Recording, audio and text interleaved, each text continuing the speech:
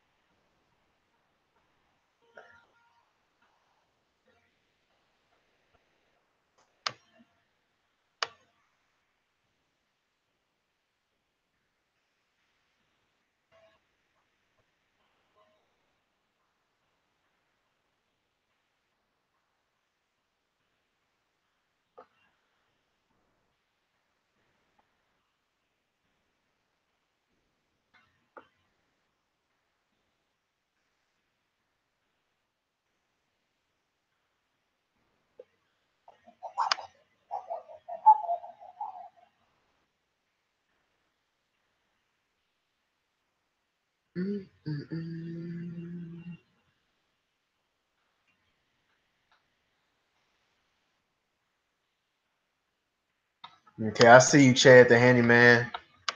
What's going on, Mike Britt? What's up?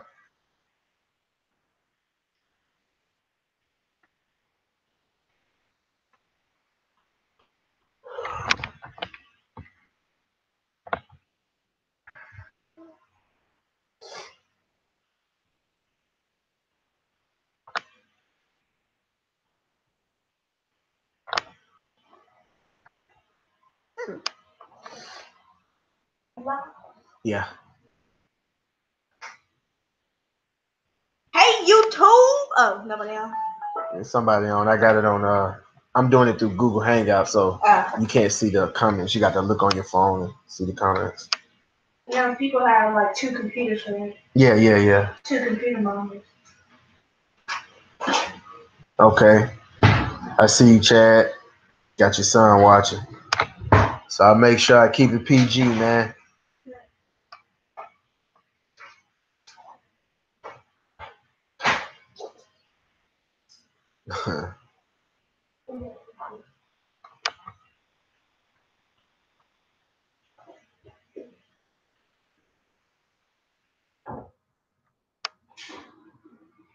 Like a man! Like a man.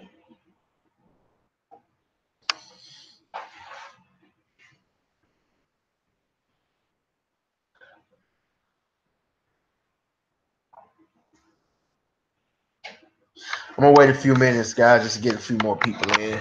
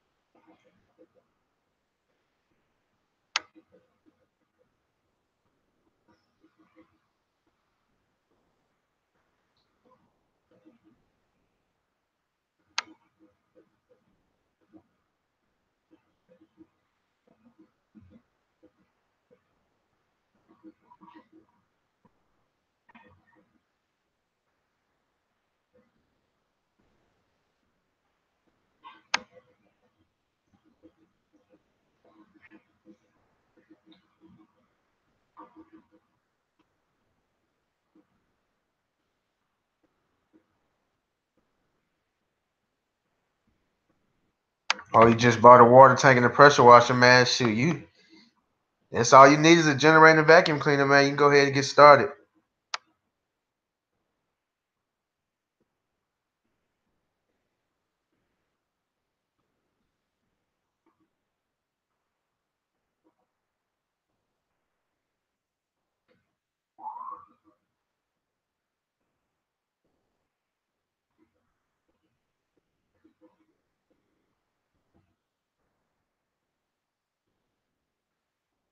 What's going on, Viz? What's up, man?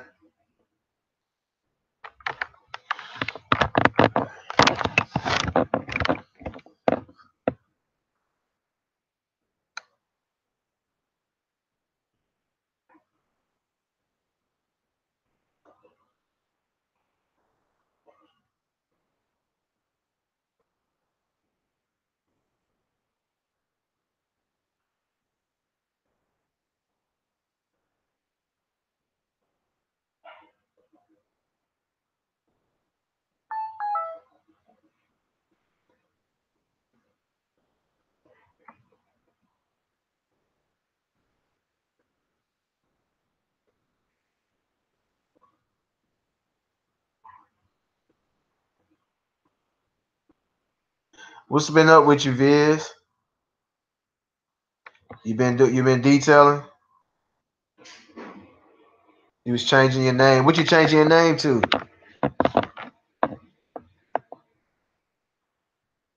What was it called? Prestigious Mobile?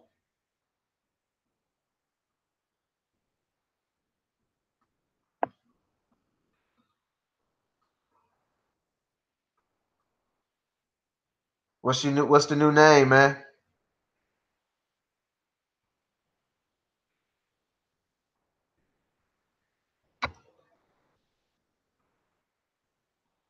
What's going on, Halen? I'm booked up. Oh man. Okay.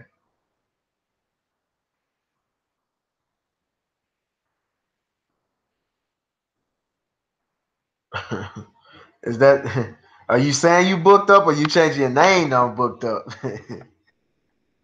Pretty sure you saying you booked up, man.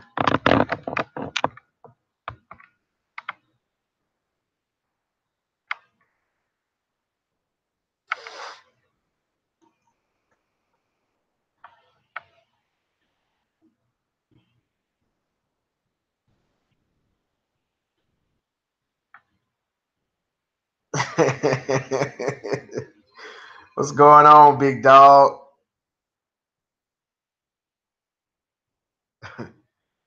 Got Sporties in the building. What's up, big dog?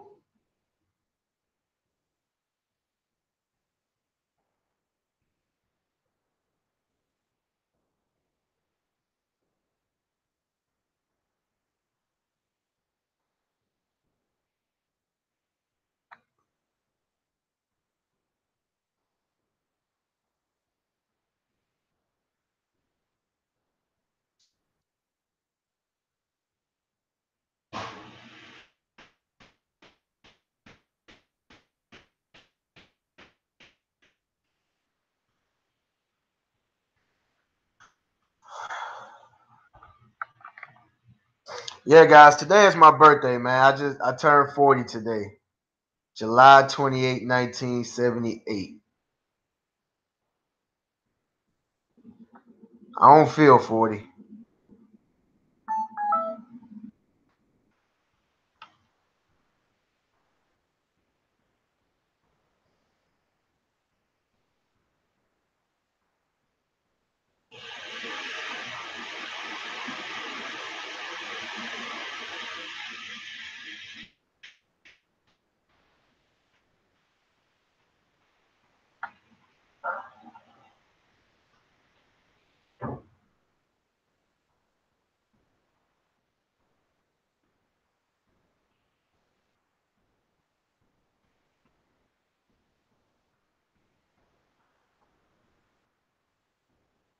I don't feel old, big dog.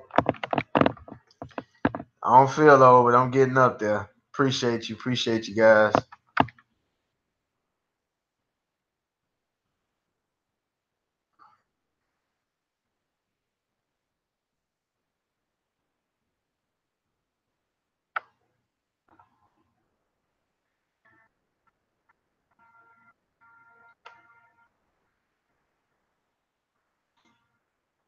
Well, I'm gonna go ahead and get started.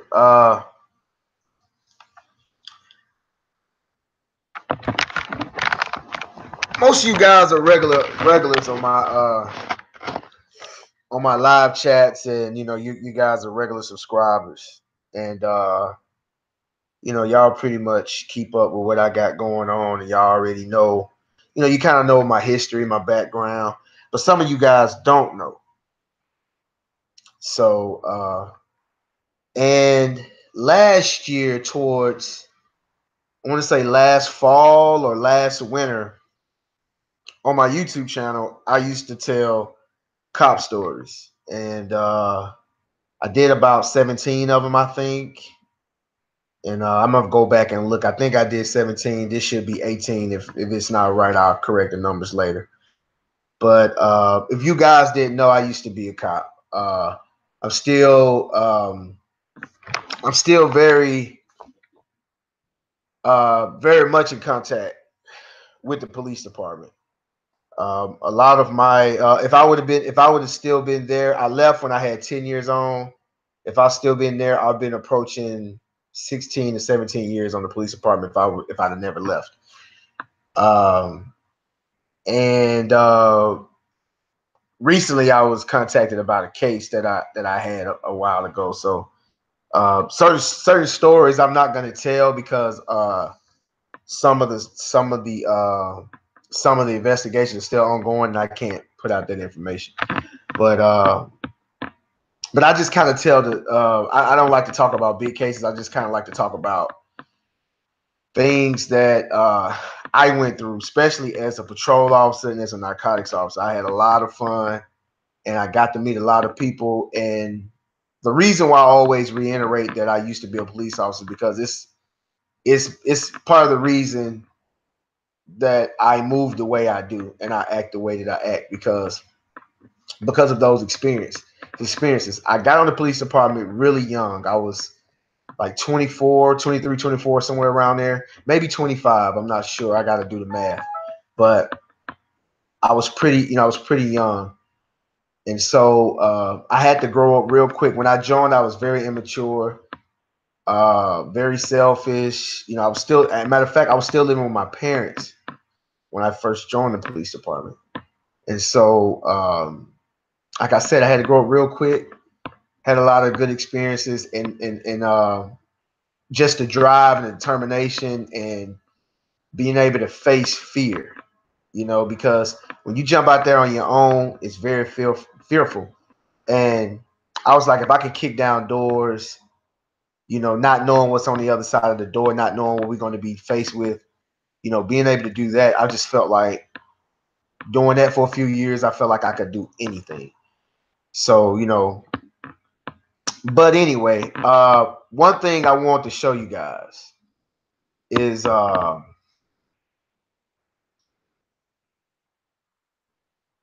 one thing I want to show you guys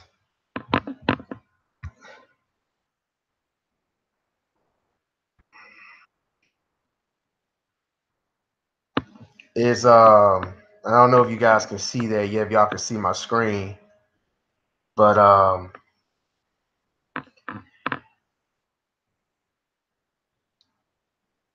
here's a clip that I found a few months ago of a sting operation that I was a part of. It was a sting operation that I was a part of, and it didn't end up like we planned it. Everything went left real fast. But as you guys know, I was a police officer in Jackson, Mississippi. And this was actually the last month that I was on the police department. So, and actually, I think I told this story. This was the story where I had a confidential informant that was going to go into this establishment, which is Church's Chicken, and make a buy. And I was gonna. Okay, I'm sorry, y'all. I was looking at the text, but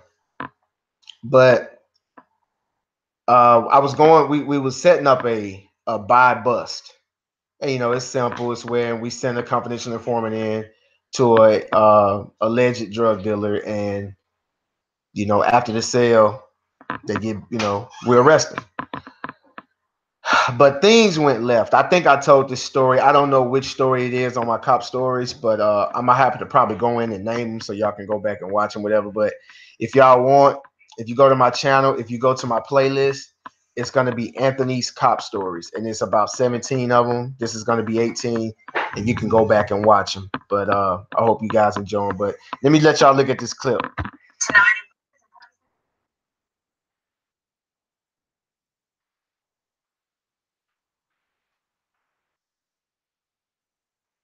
And this is the first, my Ashton is watching this too. This is the first time Ashton's seen this.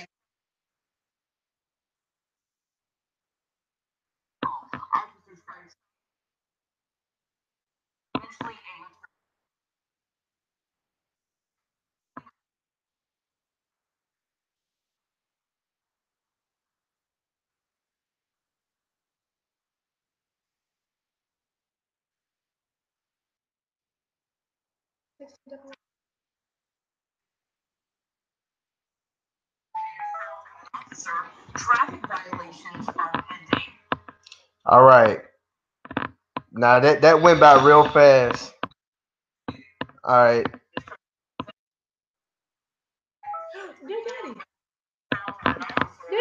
That's me. Now this is my son first time saying this.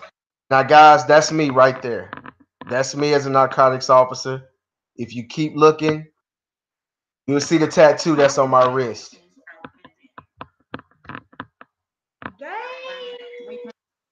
Let me go back. I used to see a lot on the news then. Yeah. So now they're like, "Hey, daddy." Yeah. See? That's me right there, guys. All right, so I'm showing that to let you guys know that I'm not, you know, when I tell these stories, I'm not lying. You know, I just to give you guys something, but that was me there. That was me that fired the shots. Very dangerous situation. And that's pretty much all I can say about it. But as you can see, let me go back to the thing and let me pause to see if I can get a better shot. But if you guys want, y'all can go to the video. It's gonna be called Church's Shooting, and y'all can go back and watch it. But he was caught with cocaine and marijuana. So that's me right there, guys. If you look right there, my arm right there, there's a tattoo there. Also, if you go down, there's a tattoo on my wrist. And when I put the screen back on me, I'll show you those same tattoos. But that is me with short hair. I may look a little different. All right. So let me do this screen share thing.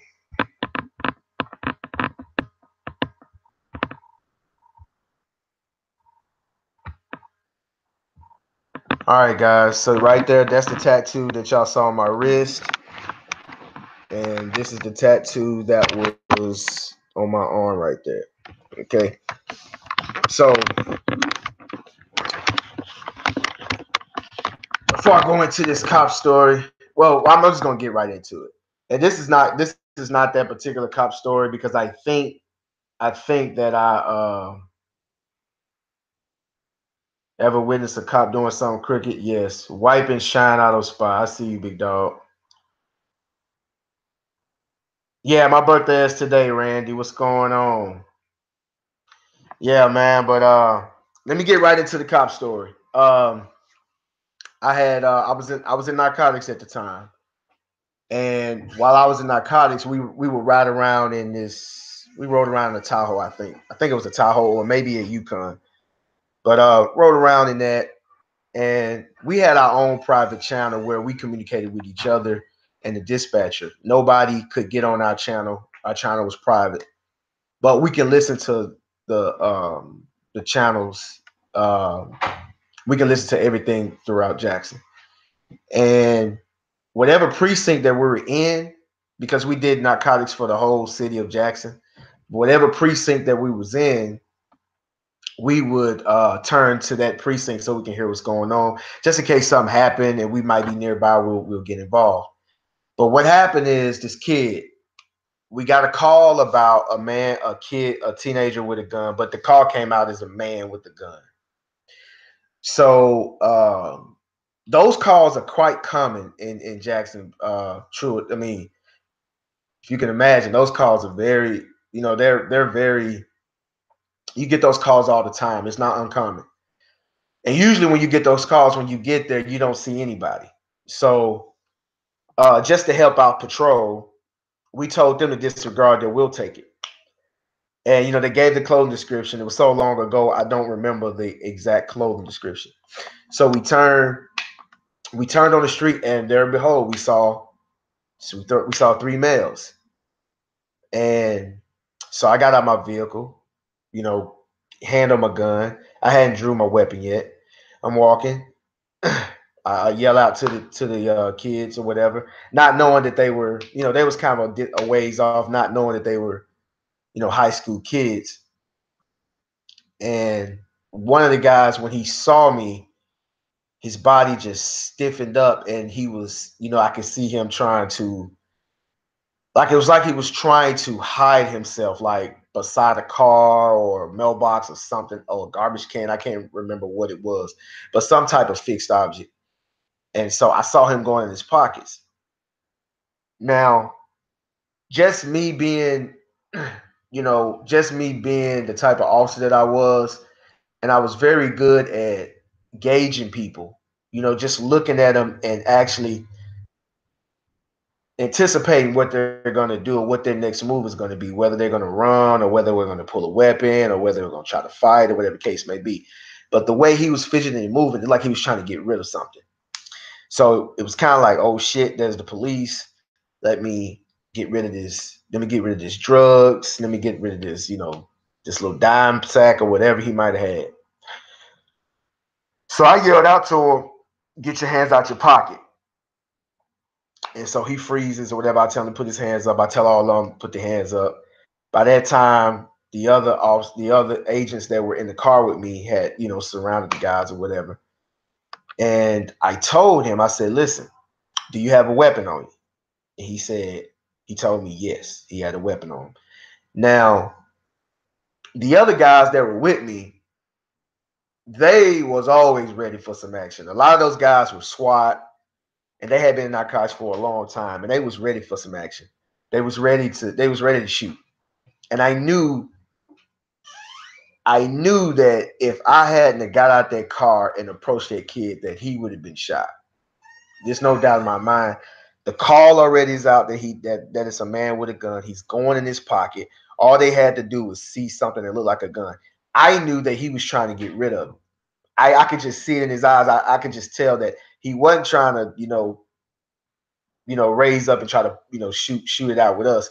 He was just trying to get rid of the gun because he didn't want to get caught with the gun. And so I stopped him or whatever. He told me he had the gun. I told him, don't move. I told the other guys to lay down on the ground. And I told him, don't move. I didn't even want him to get down on the ground. I just said, you just sit there with your hands up. I approached him, and, by that time I put him on the car. I mean, was it a car or something? I put him on some fixed object. It might have been a car. And I retrieved the weapon from him. Disarmed the weapon, unloaded it, whatever you want to call it. And I put him in handcuffs. So I started talking to him, realized that he was only maybe 15, maybe 16. And I'm like, where did you get this gun from? What are you doing with a gun? And, he's talking to me. I'm like, you're supposed to be in school. Why are you in school? And, he told me he got suspended. I'm talking with the kid or whatever. So Just by the way the kid was acting, he was very, very respectful. The other two guys, you can kind of tell they was rough around the edges, but you can kind of tell that he was more of a follower, was just trying to fit in. So I said, man, you know what? Let me call his mom. You got to call their mother when you're detaining a child. You got to call their parents. So I said, listen, if you got it, where's your dad? Where's your mom? Give me a number. Let me call somebody. He gave me his mother's number. So I called his mother. His mother answers the phone. When I tell her, you know, you can tell she's very, very worried and concerned. And so she was working 30 minutes away. When I tell you, she got there so fast. And that's very rare in our community. Sometimes when you when you get in contact with these kids, you never see the parents. And when the parents do come, it's kind of like you're wasting their time. And they get mad at you. They want you to handle it, and they don't want to handle their own kids. But she beat me to the precinct, and I was closer to the precinct. So I'm sorry, not the precinct, but headquarters. So we get to headquarters, and for some reason, I don't know what it was, but me usually me, I would have arrested the kid, took the kid to juvie, called the parents, and I would have been back on the street doing my thing. Because I didn't like dealing with juveniles. But I don't know what it was. It was some of my heart that was telling me that I got to just follow this out, follow this through. So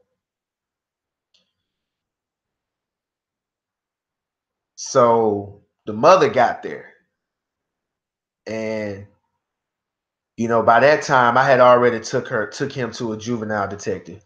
Now the juvenile detective was a friend of mine. He was a fellow brother. He was I'm a Mason. A lot of I don't think I ever told you guys that, but I am a Mason, and he's also a Mason and the juvenile detective. And so I took him to the juvenile detective because I know that this guy wasn't about arresting or getting numbers. He was really about helping kids. That's what this thing was about. So I knew about taking to him, and we all sit down and just have a talk with the mother and the child that we can work something out. Because when it comes to juveniles and when it comes to like misdemeanor offenses, officers, we can use our own discretion. We don't have to get judges or lawyers or anything involved. We can handle it ourselves. So I took him to him. He talked to the kid. Of course, we're gonna scare him. So we scared him and everything. We talked to the kid or whatever. Uh so I had the mother in the waiting room, and then I went and got the mother after he got all the information from the child. So as me and the mother going up the elevator, she starts crying, and I told her, I said, "Look, I said we're gonna go in here. I said everything's gonna be okay. I'm gonna just tell you now, everything's gonna be okay." I just told her we're not gonna take him to jail. We're not gonna take him to jail. We're gonna let him go home with you. But we just want to look at you, have a discussion with you and him, because I talked to the kid. Kid seems to be a very respectful kid. Talking, calling you. It's very rare that I told her. It's very rare that when you call a parent, that they'll just come up. Not and you know what? I'm not gonna even say that because I'm just speaking as a whole. But I'm gonna just say, in my experience dealing with juveniles, the parents didn't care, and I'm just saying my experience. And I didn't deal with many juveniles, so I'm sorry. That was that was wrong of me to say that. But so I told her, look, because I've never had this to happen. I've never had a parent to just shoot up here that quick. And so we got in there, we talked, and she was going off on him. Like it was like she was gonna put some hands on him. And so we was like, no, whatever you do when you get home, okay, but you can't do it here. We talking and everything. This boy is quoting Bible scriptures word for word. Word for word. I'm talking about he's not using a thou art, that he's not missing none of that, you know. And I'm like, wow. So it wasn't a lack of. parenting. It was just that his circumstances. The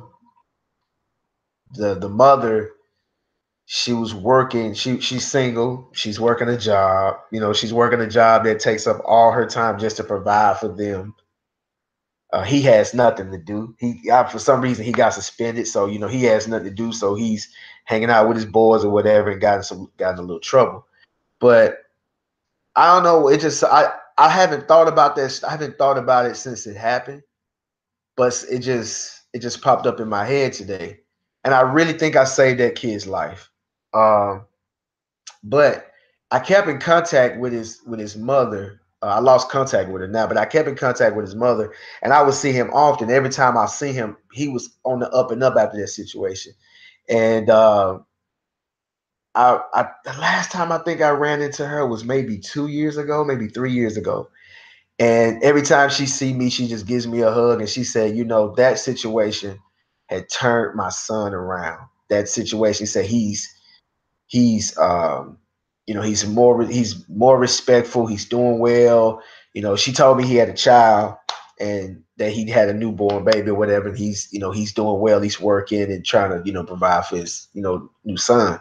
So I was like, wow, that's dope. And I just really feel like I saved that child's life, because when I when I see all these stories about these kids getting shot by officers, unarmed kids getting shot, even kids black. It's been a few kids, but black males being shot by being unarmed and being shot by cops. You know, now was some of it justified? Maybe. Was some of them, maybe they were not justified. I don't know.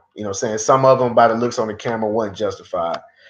But I'm just glad that I didn't add to the add to the statistic and shoot a kid.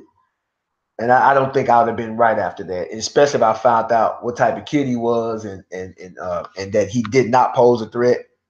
I really feel bad about that situation. But I really feel like I did some good. And the conversation that I had with him, I'm not going to really discuss the conversation that I had in, but I had a me and this guy talk for a long time before I released him to his mom. And I was just letting him know that there's some cops out there that would have shot you, man. There's some cops out there that are afraid. They're afraid. They've never been in any type of stressful situation before.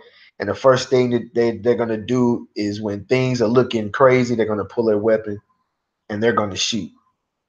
And I was telling him, you know, you I was telling him that you're lucky that it was me, because if it had been someone else, they would have shot you. And I think just because, just growing up, in the environment, just me, uh I hung out with all types of people. I had all type like I lived in a nice neighborhood that was surrounded by bad neighborhoods.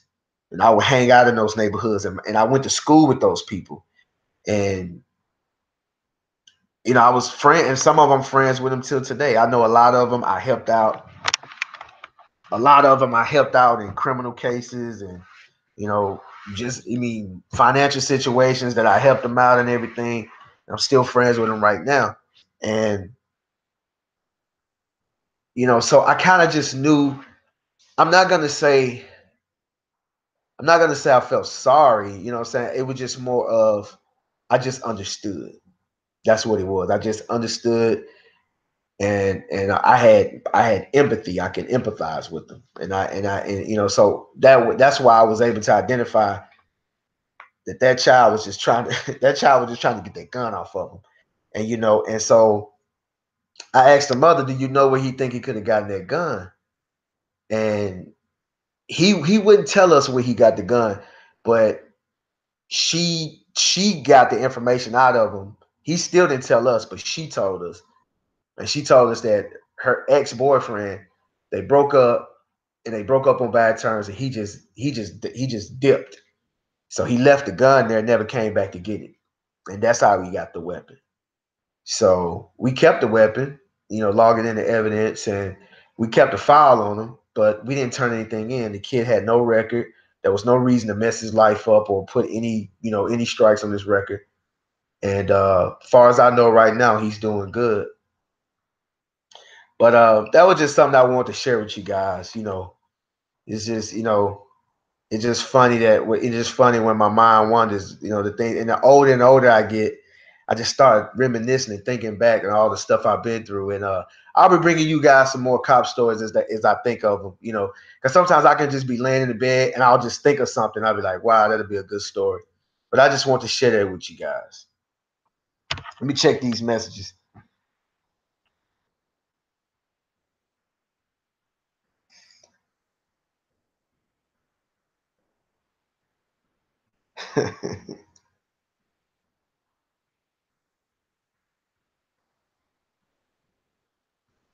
What's going on, G Works?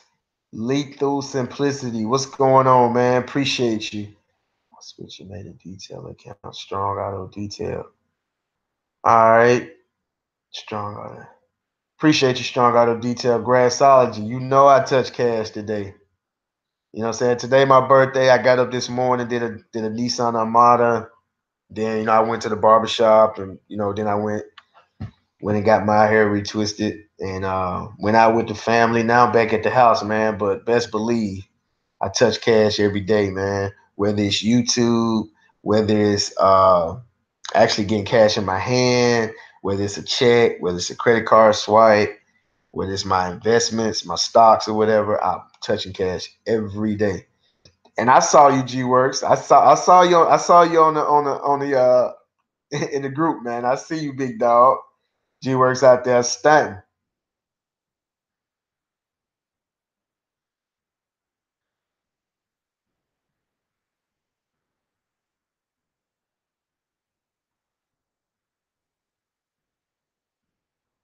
What's going on, Roadside 59? What's up, man? Yeah, Randy. That was horrible. Those people, that was horrible. Yeah, I got to refrain from talking like that, but charge it to my brain and not my heart. What's going on, Tolly? What's up, Tolly?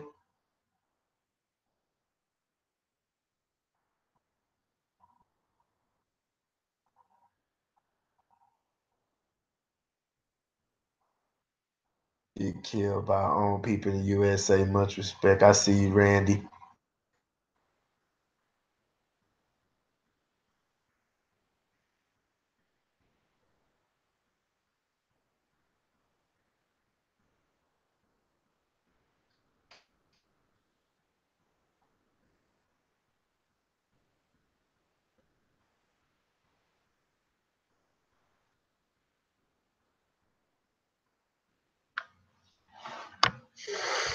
Oh, y'all didn't hear any sound on that playback? Y'all let me know if y'all can hear me.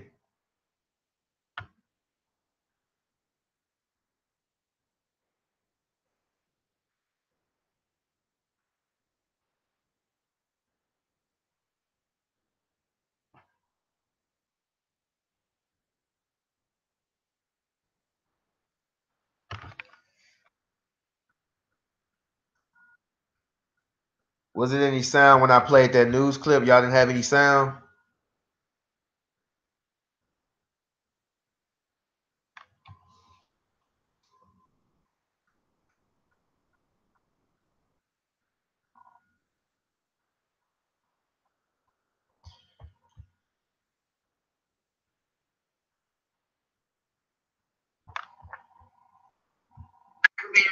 Hey, y'all let me know if y'all can hear that right now. Hold on.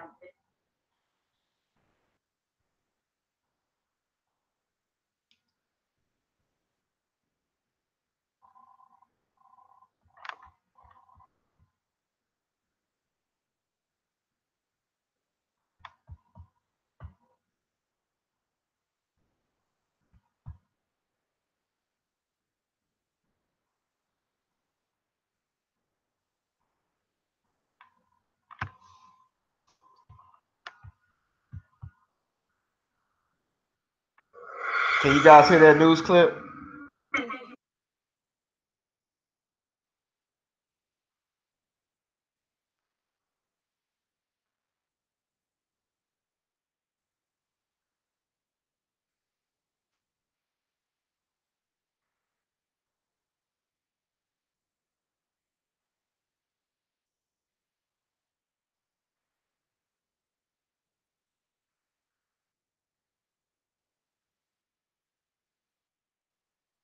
Oh, y'all can't hear. Y'all can't hear the. Y'all can't hear that clip. Is that what you're saying? No, too strong, freak.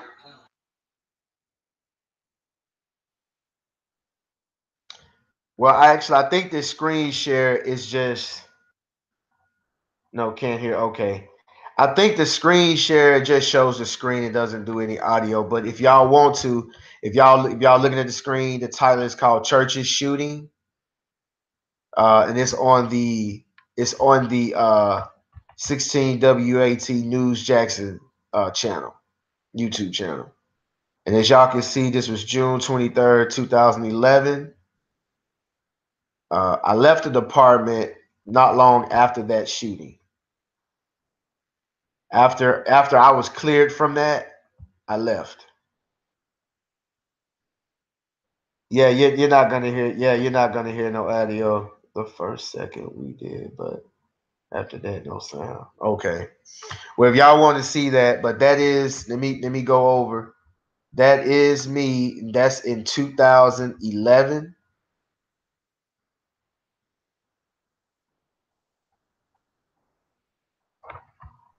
As y'all can see right there, that's me right there.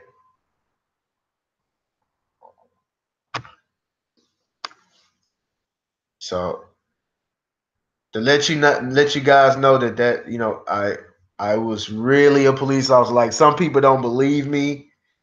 I guess because of my appearance, some people be like, "Nah, come on, nah, you weren't no police officer." They don't believe me, but that's me right there. If y'all, just with a lower haircut. But if you can see, that's the tattoo right here on my wrist. Then it's the tattoo right there. I still have those tattoos to this day. But here's some other things I want to show you guys. Another thing I want to talk about, man, is analytics. Basically, keeping up with your numbers. Okay, Tolies. But basically, keeping up with your numbers is what I'm saying. Let me see if I can.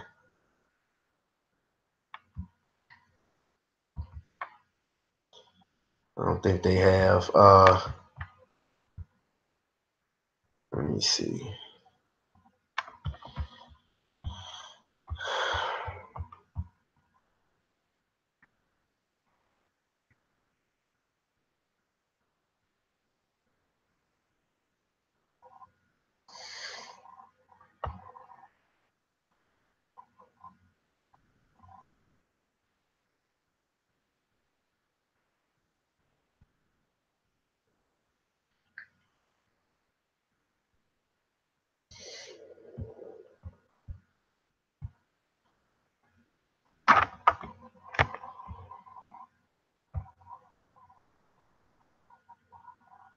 Okay. Let me see if I can pull something up.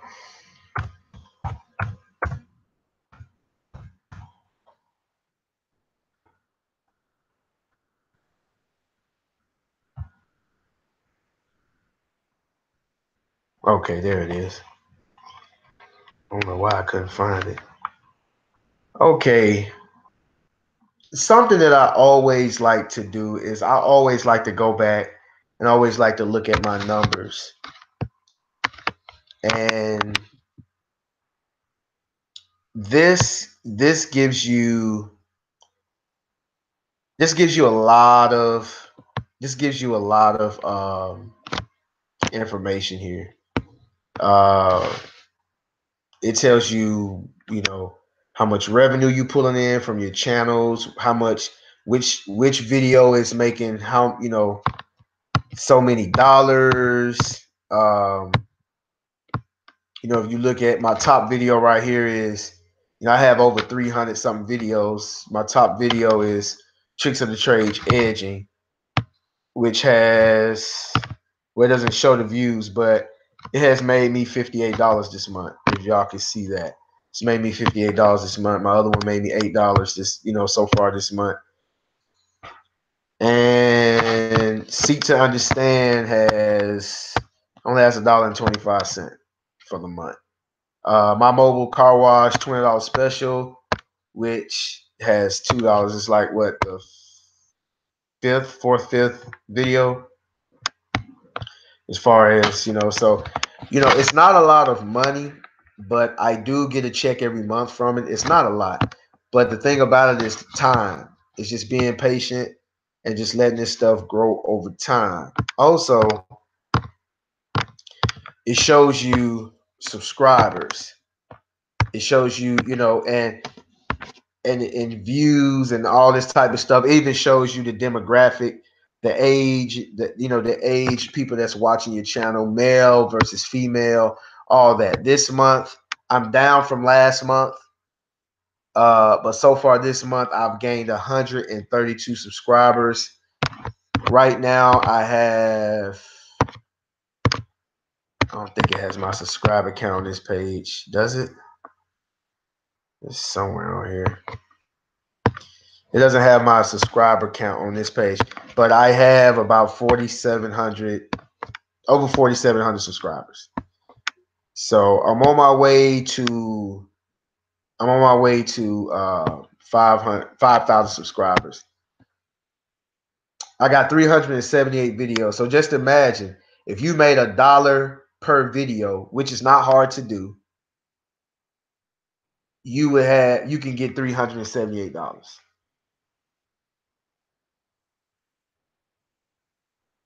That's what I love about this. I love about this, but it's pennies. It's not a lot of money. It's pennies. But just imagine over a period of time, because I remember maybe about a year and a half ago, 2 years ago, it would take me 3 months just to get paid. You have to make $100 to meet the threshold to get paid. If you make $50, they will hold it until you make $100, then they'll pay you. And so I get a check every month now. At one point, I wasn't getting, it would take me, sometimes it would take 6 months. Look at me. I got 75 people this month shared my videos. I got 297 comments. For this month, I only got 16 dislikes, 486 likes. The numbers don't lie. You remember that.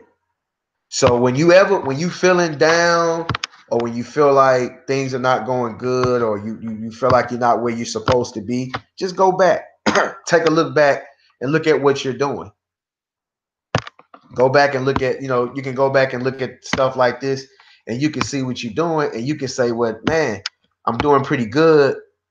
I'm doing pretty good since last year. Last year around this time, I only made $5,000. I mean, yeah, only made $5,000. This year around this time, I made $7,500. So you're doing this because now, and that it's a good way, because you put those blinders on, like those horses. You put those blinders on and you only focus on yourself. And that's what I do. I only focus on myself. I only focus on what I'm doing. That way I don't get distracted, because it's easy to get distracted by watching other people, seeing what they doing. I'm still telling you. I'm debating on joining the military or starting my own mobile car wash business. Just confused on how I'll set my time and schedule for the business. Manny McKenzie. Yeah, you just have to think. You have to weigh your options out, and just weigh your options out and think what's going to be the best thing for you, and then you go with that decision. You could try to do one or the other, or you could do both. But if you're joining the military, if you're joining the reserves, it's very possible to run a business in the reserves.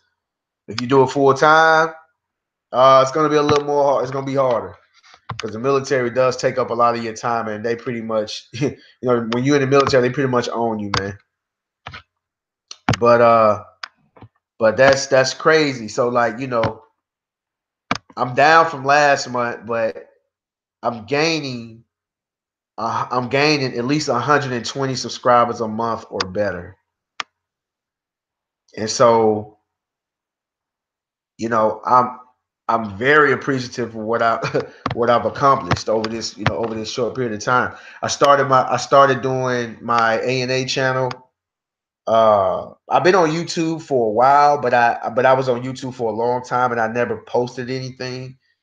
But I just one day I just decided that, one day I wanted to make money off the internet. I type in how to make money off the internet.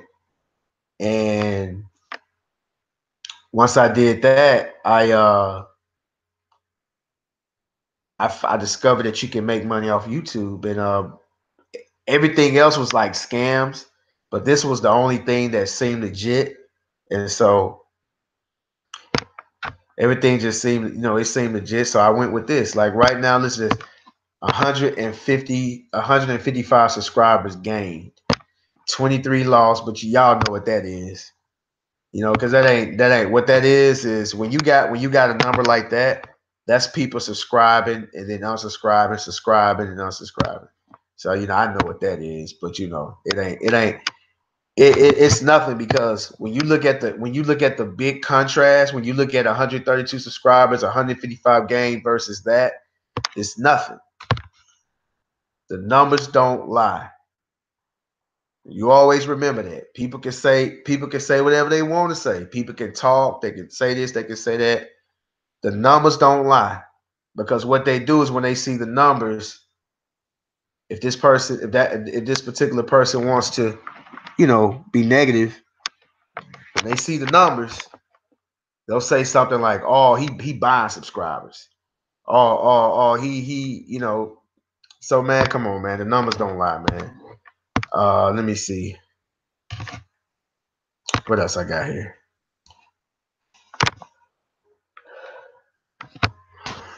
Oh shit, that's the wrong thing.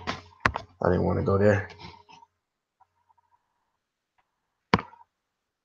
Trying to see something with my. All right, right now, my channel has eight hundred thousand and 61 views. Oh, I'm sorry, 850 views. 4,739 subscribers. So I'm almost at 5,000. I can't wait till I get there. You guys can see all my videos and everything.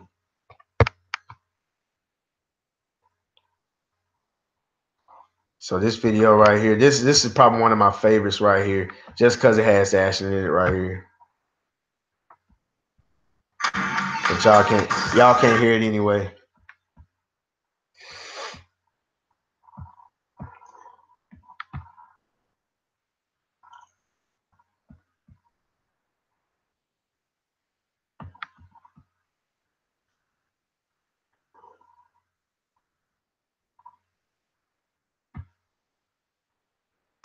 All right. So what's everybody been up to, man? What y'all been up to, man? I see what's going on, Mike. I see you.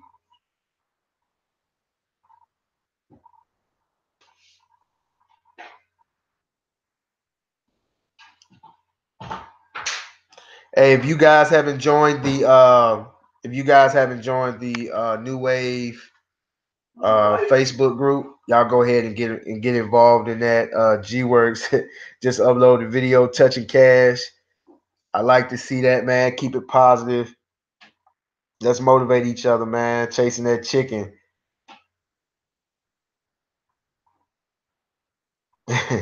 Yeah, chasing the chicken. He also just dropped a new video, which is very inspiring, man. When I like, he's showing kids and people riding on little go-karts, and he's cleaning up his motorcycle, and Sport has also got a motorcycle, man. It's really about having fun, man. And I just, everybody, let's just keep motivating each other, man.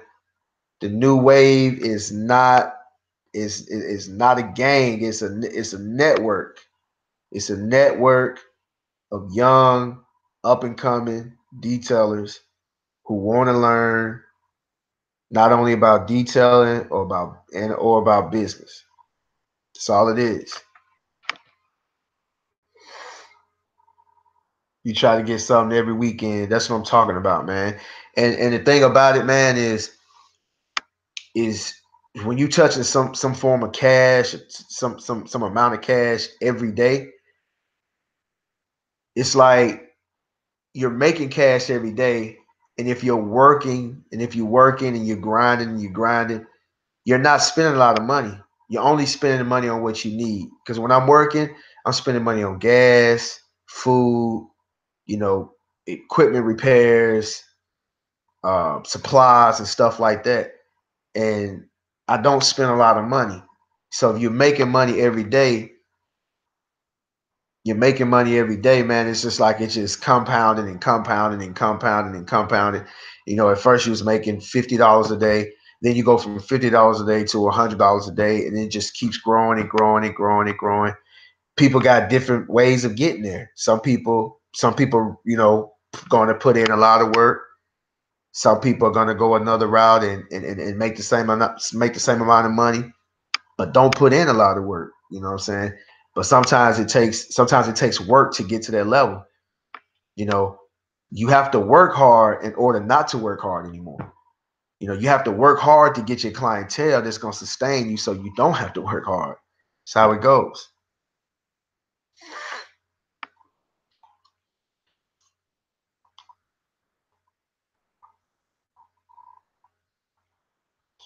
So what's going on, Sporties? You want to hop in on the chat, Sporties? Let me know, man. What's up?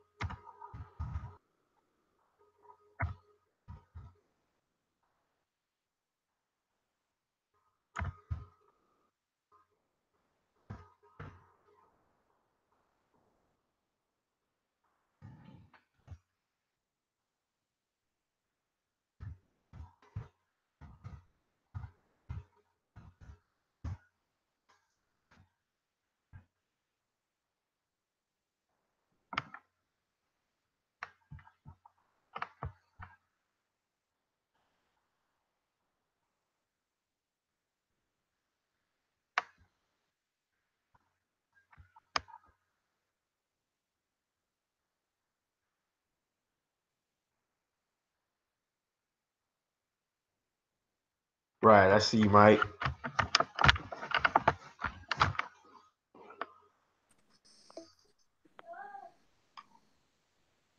Building. What's going on, big dog? Man, chilling, man. Good day, good day. Some more tomorrow. You had a good day today? Hell yeah. Every day, baby. Every day. The weather's nice. Shit. I mean, tomorrow, same thing. Going 3 deep, you know? 6 Man, hammers, even though we only 3 deep. man, man, that sounds great.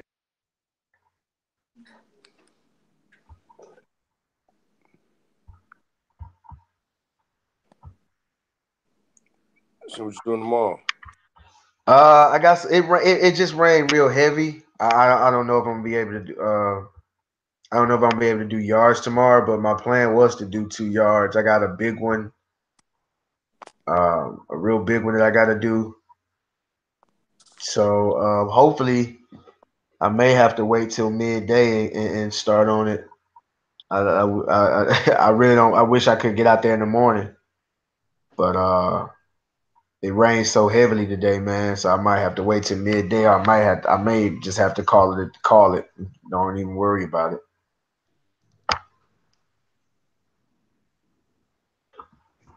We already had like man, we had about what 5 days of rain.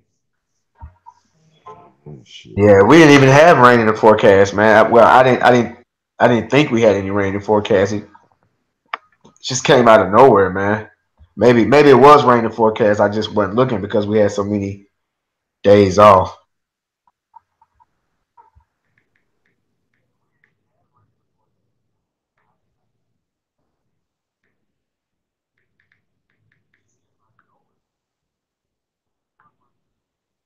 Yeah. Just got the text going 3 deep. Oh man, that's a crew, man. That's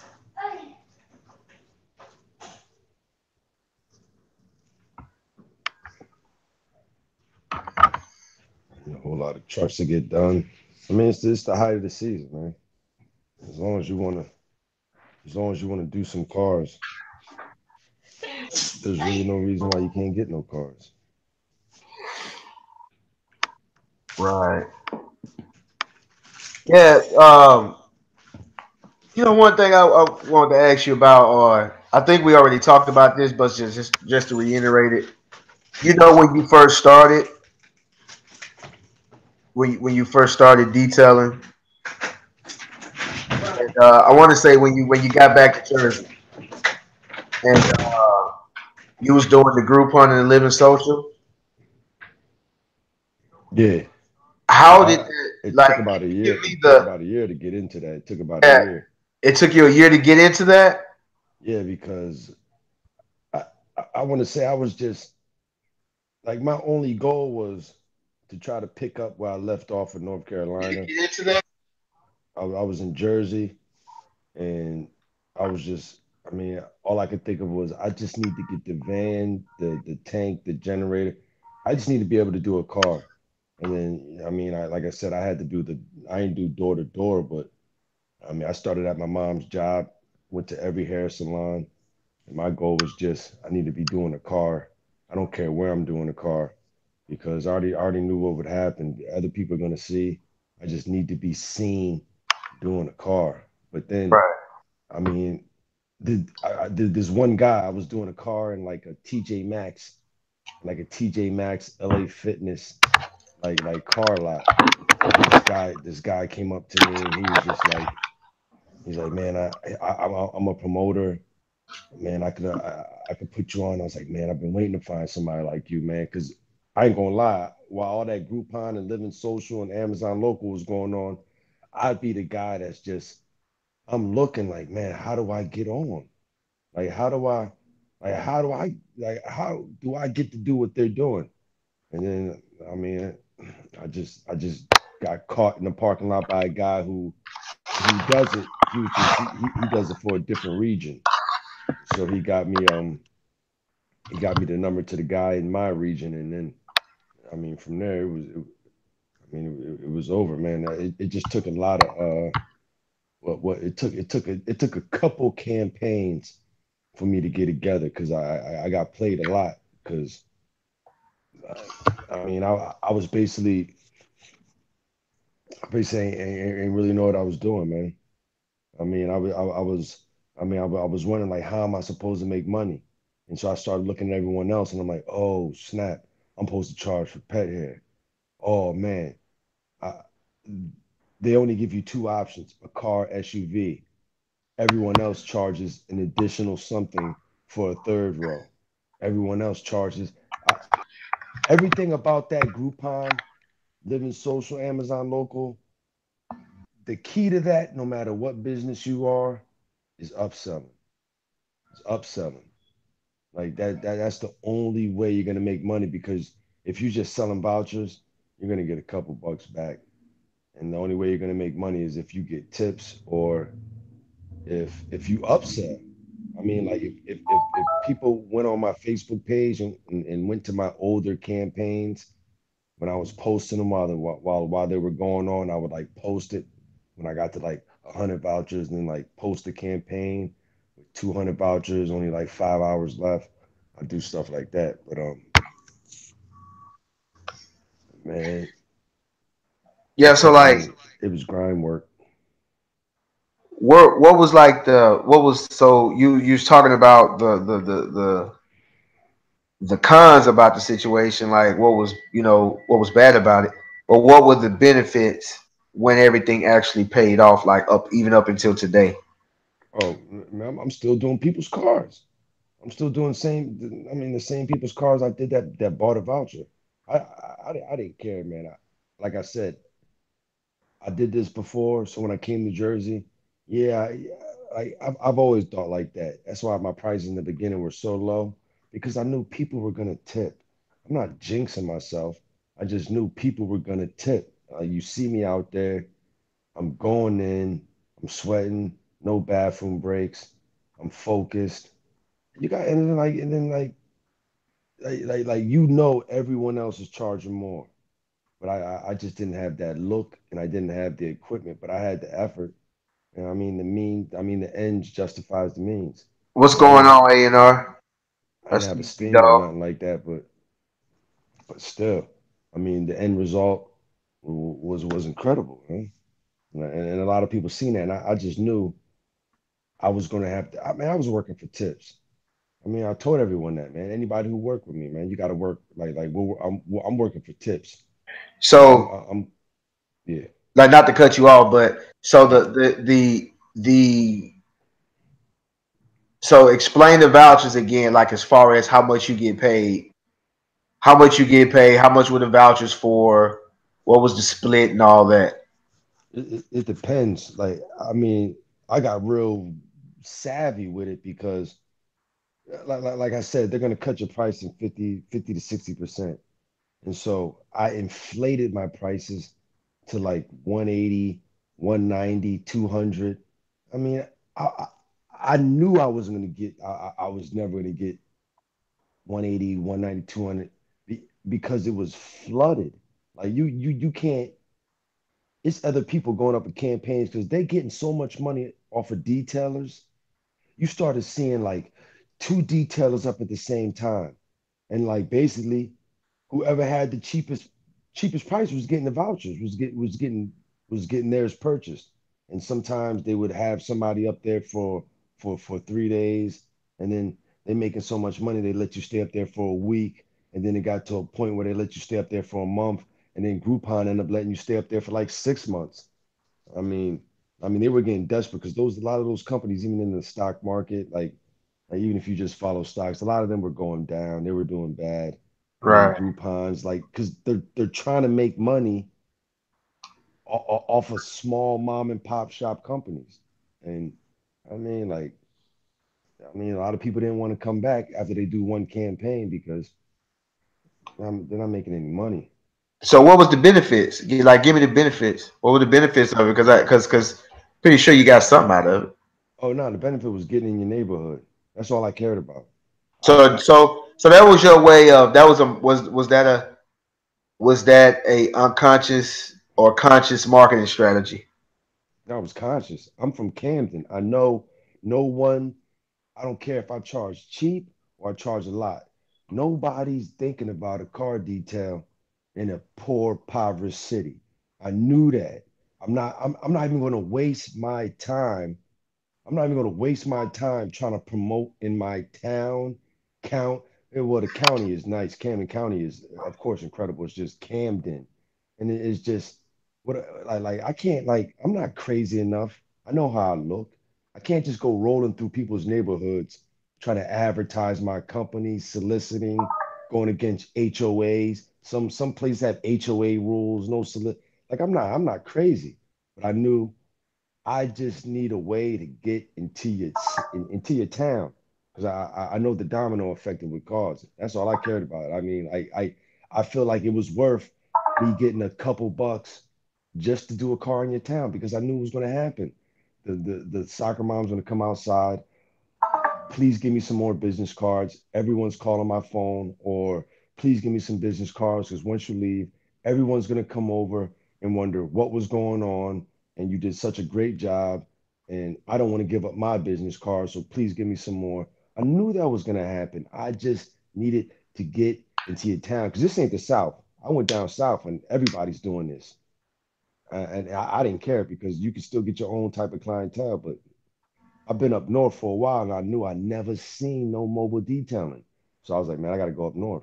I mean, once I go up north, it's just, I mean, like people love the idea of getting catered to like that, man. And I knew if I get into any little town in any little corner of anywhere, it's gonna be like, whoa, what the hell's he doing?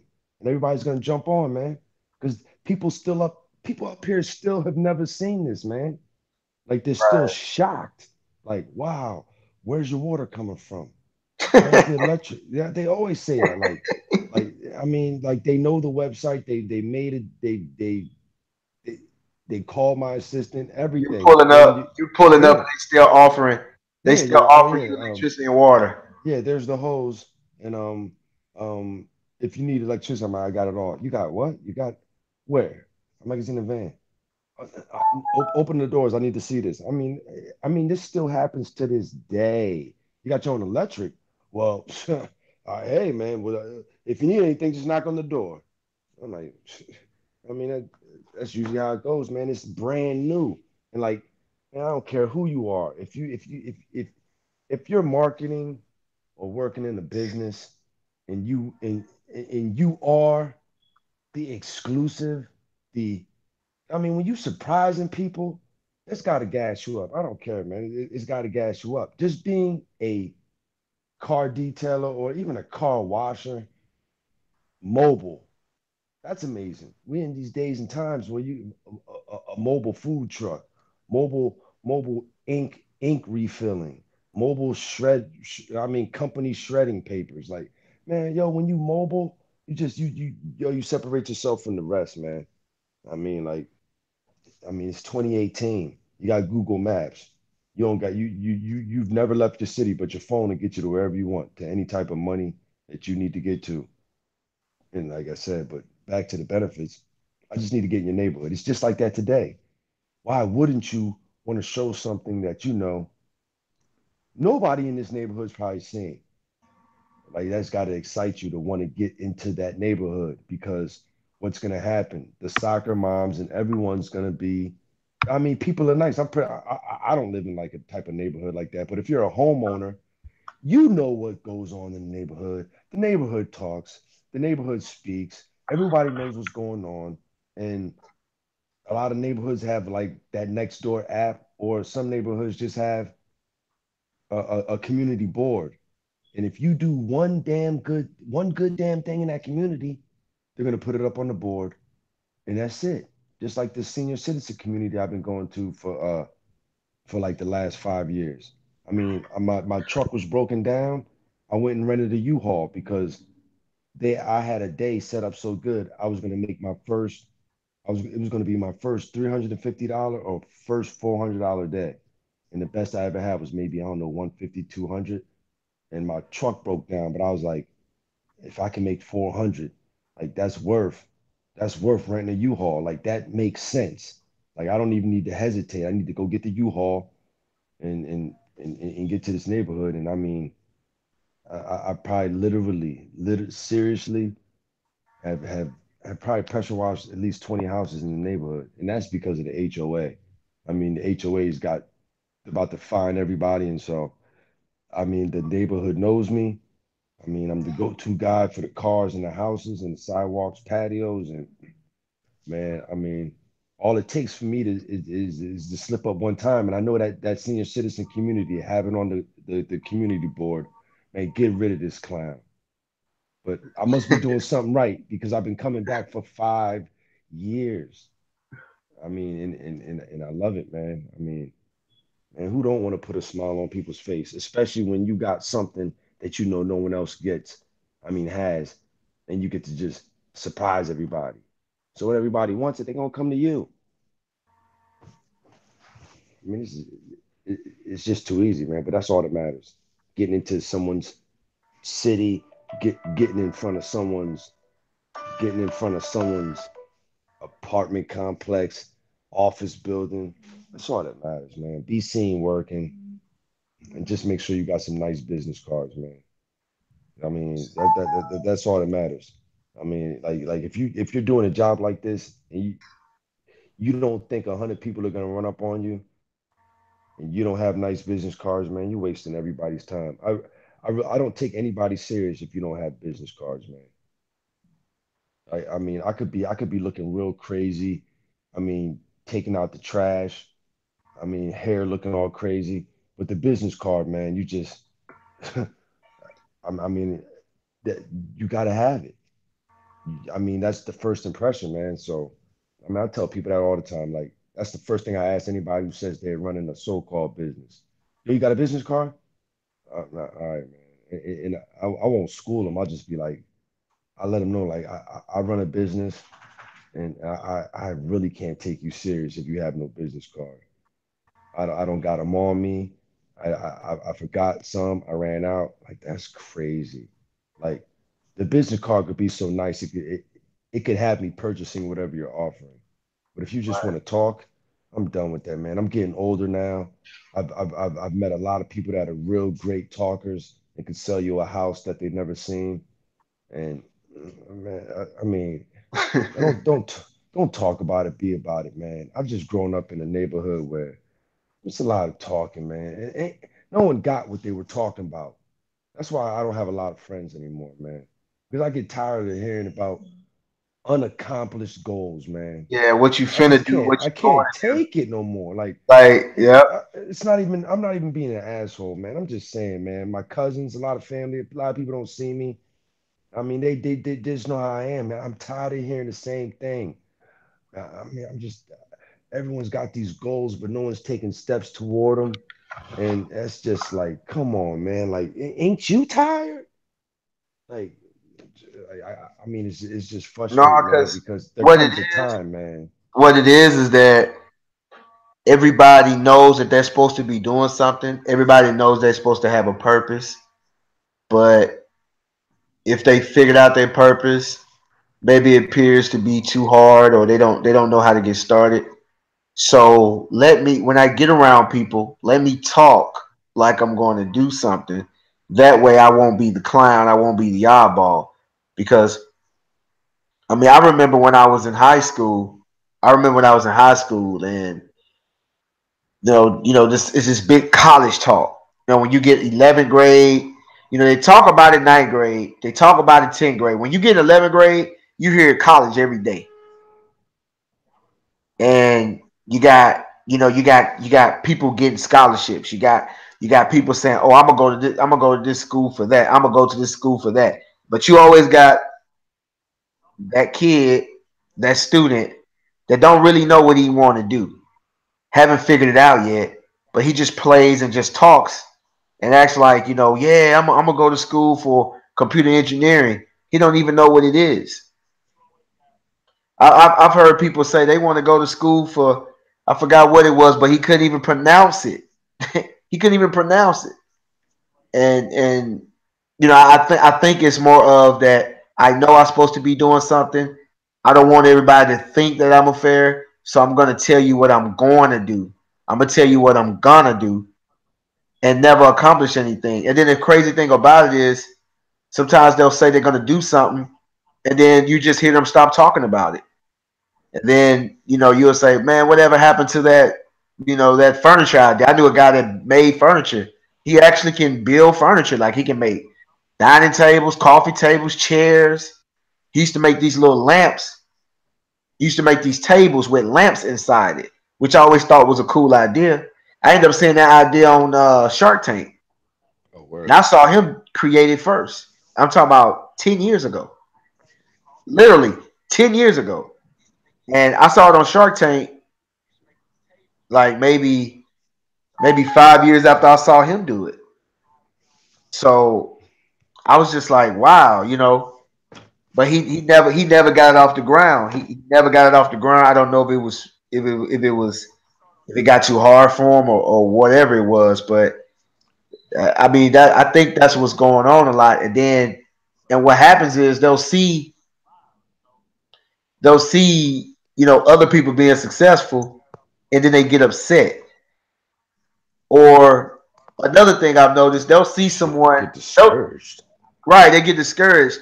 and they'll see someone that's doing something, and then they look at them and say, "Man, I can do that," and they very well can do it. But sometimes it's not just the talent, because man, we know a lot of people. We know a lot of people that's talented, man. Now I know people that can draw, that can build cars, that can fix anything, but they got a drug problem. You know, they can't. They keep getting women pregnant. They can't. They owe so much back child support. They keep going to prison. You know, or keep going to jail. They can't get themselves together to do anything.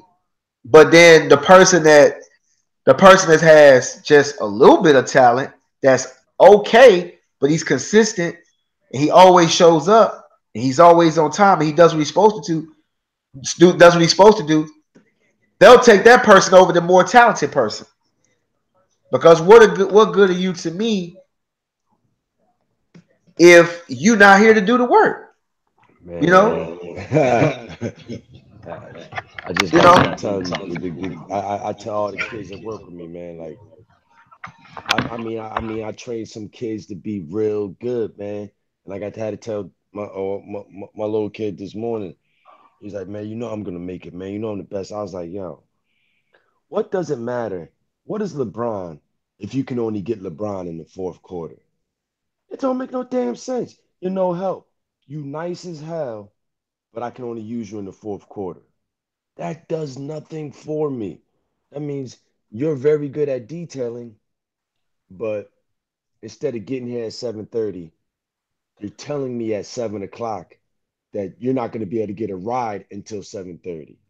Like, you're good, but you got to be on time. You got to arrive in order to showcase your skills, man. And it just don't make no sense, man. I take the dude that's going to come on time and just go in rather than the guy that's nice only when he arrives on time.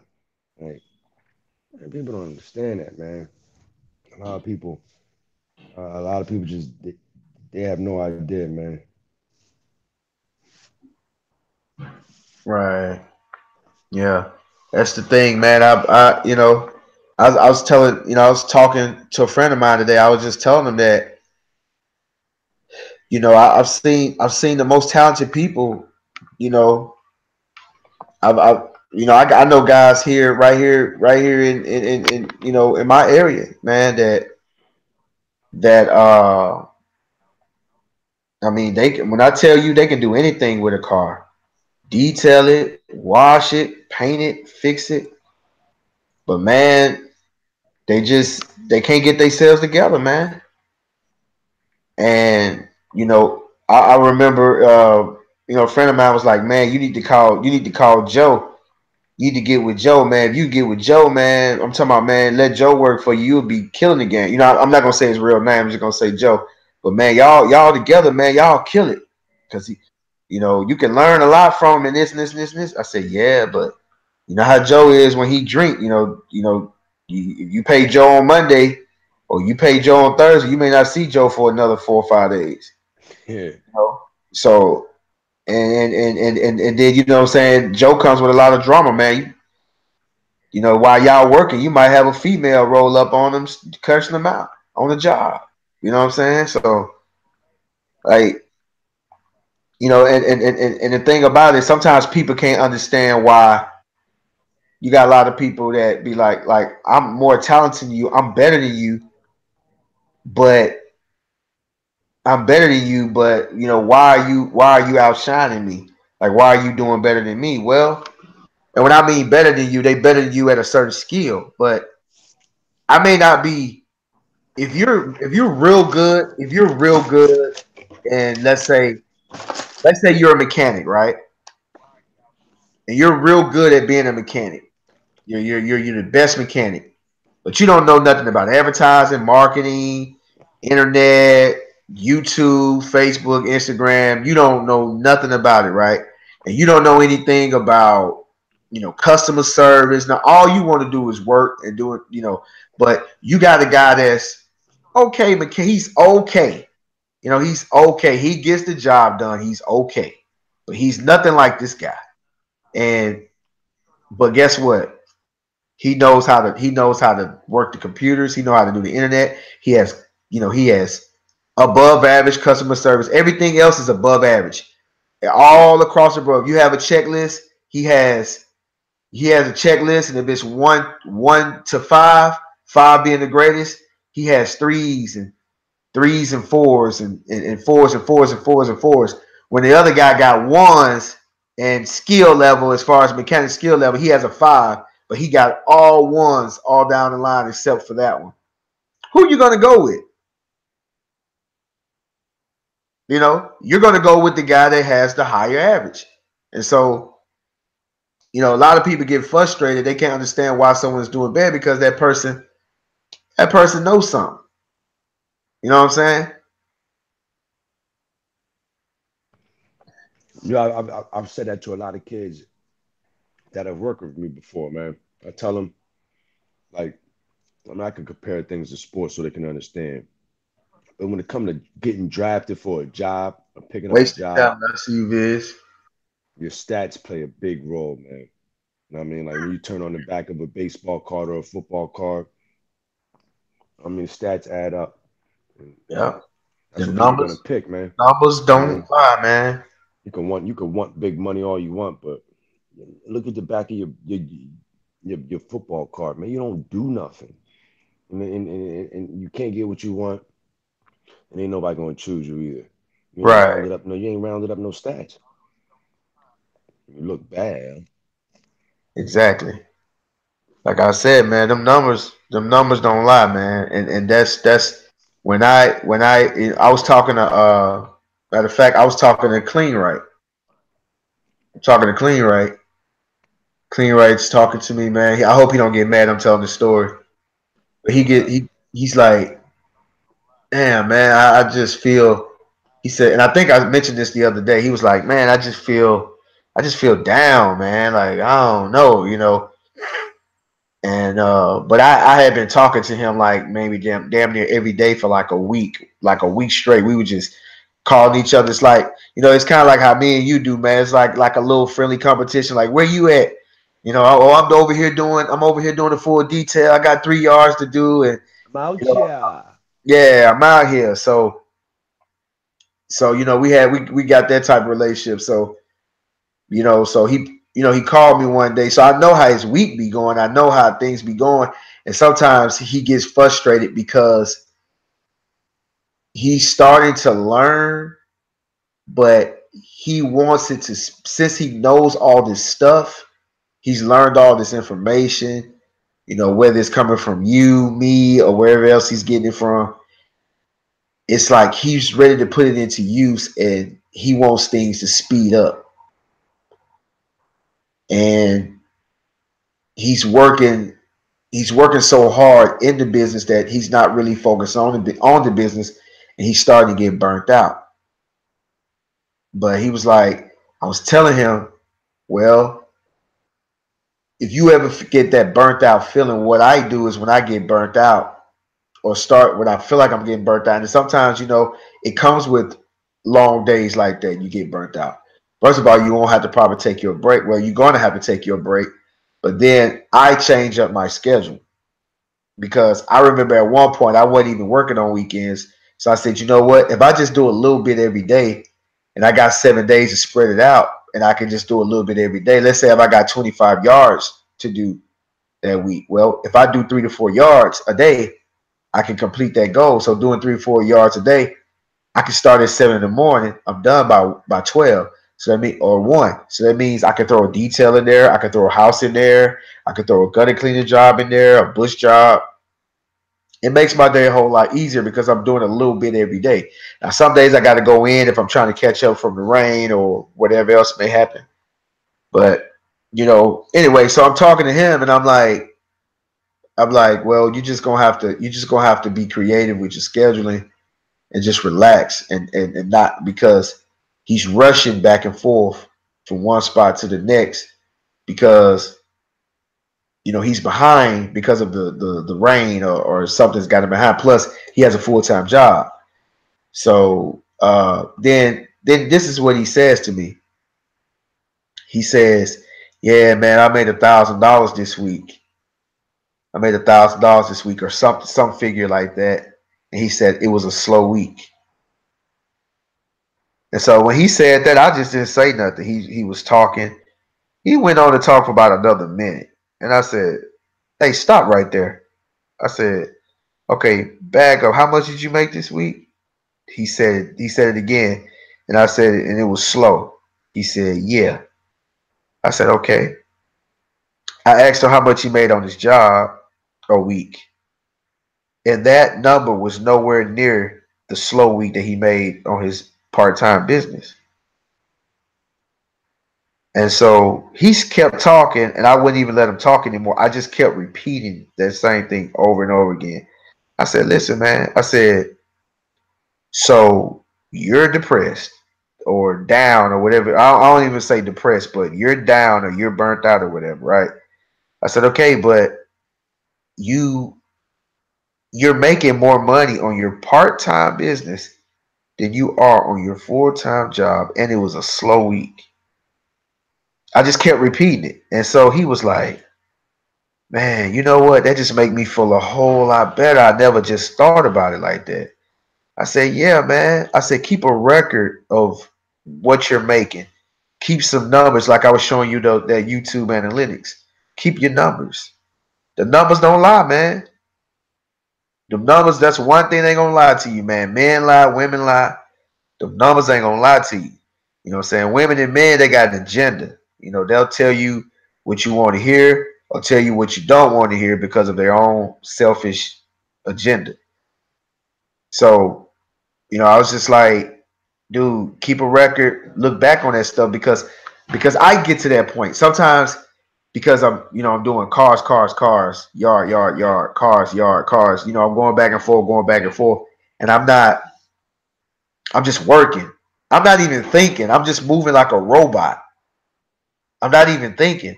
And then I get to that point where I'm just like, oh, okay, this is getting boring. You see what I'm saying? Because I'm doing the same thing.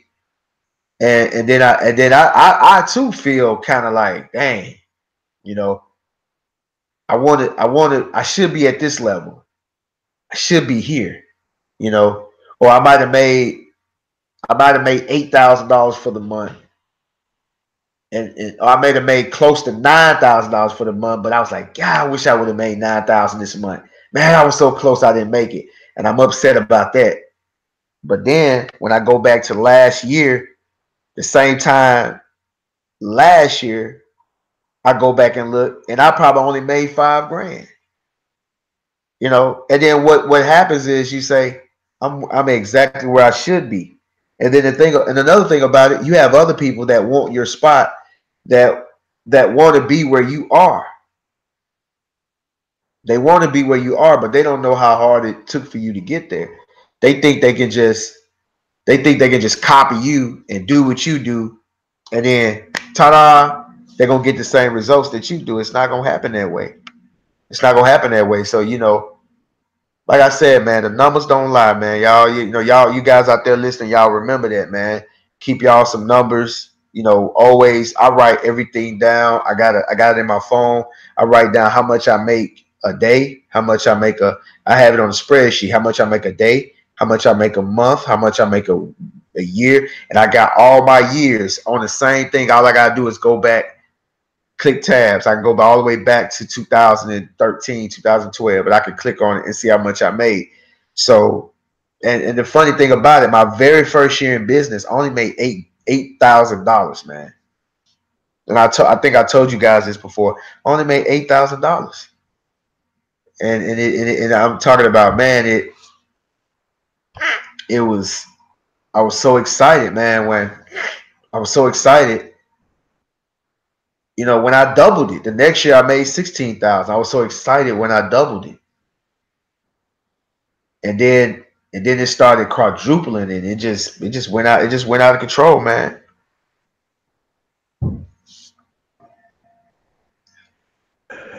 But get out of control, man. Just went out of control, man. And then the thing is that when I listen to you guys, like when I listen to you and Miranda, y'all was talking about that living social. So when you would do a standard detail, right? how much would you actually receive from the from Living Social? Like how much you would actually receive in all Nah, for a standard? nah, it was a straight package. It was just one tight package. I mean, it's like basically a Okay, so what's the, well what I'm trying to get to is what was the lowest you received? man, after the package, my cut, man, I might get like might probably get like $40, maybe 50 maximum. And then after a couple campaigns, I mean, they see it selling, so they up your percentage. I mean, I might have got like, nah, man, 40 to $60. I mean, and that's it. It wasn't. Like I said, I was working for a tip because I was using that money because basically when you sell the vouchers, they're gonna hit you off with a lump sum, and then they Oh, and so you get so you also get money from the customer too. nah the customer pays the like the marketing agency like Groupon or whatever, and then they would contact me and set up their appointment. And I mean, you got people. I mean, when that first day when that shit comes on, I mean, you got people you selling like 30, 40, 50. And the second people, well, a lot of people, when they buy it, they're calling you ASAP. I mean, some people don't even, I mean, they're just looking at a price. Like some people don't even know what they're getting. They just see a car detail and a price and they're just ordering. And I can honestly say, man, I want to say maybe only 70, 75%. Man, maybe 60, 70% would actually use the voucher. A lot of people, I mean, a lot of people just got money where they just love to see a deal and they buy it and they never use it. And them things expire after like 6 months, and you'd have to pay regular price. So yeah, you got your voucher, but whatever that regular price of it was, you have to add to your voucher to pay him regular price now. I mean, I got people still to this day still calling saying, "Oh yeah, I got a Groupon voucher, and I want to know if I'd still use it." And man, I already got my girl, my assistant, already saying, that was like that. It's now been, man, what, maybe 3, 4 years ago?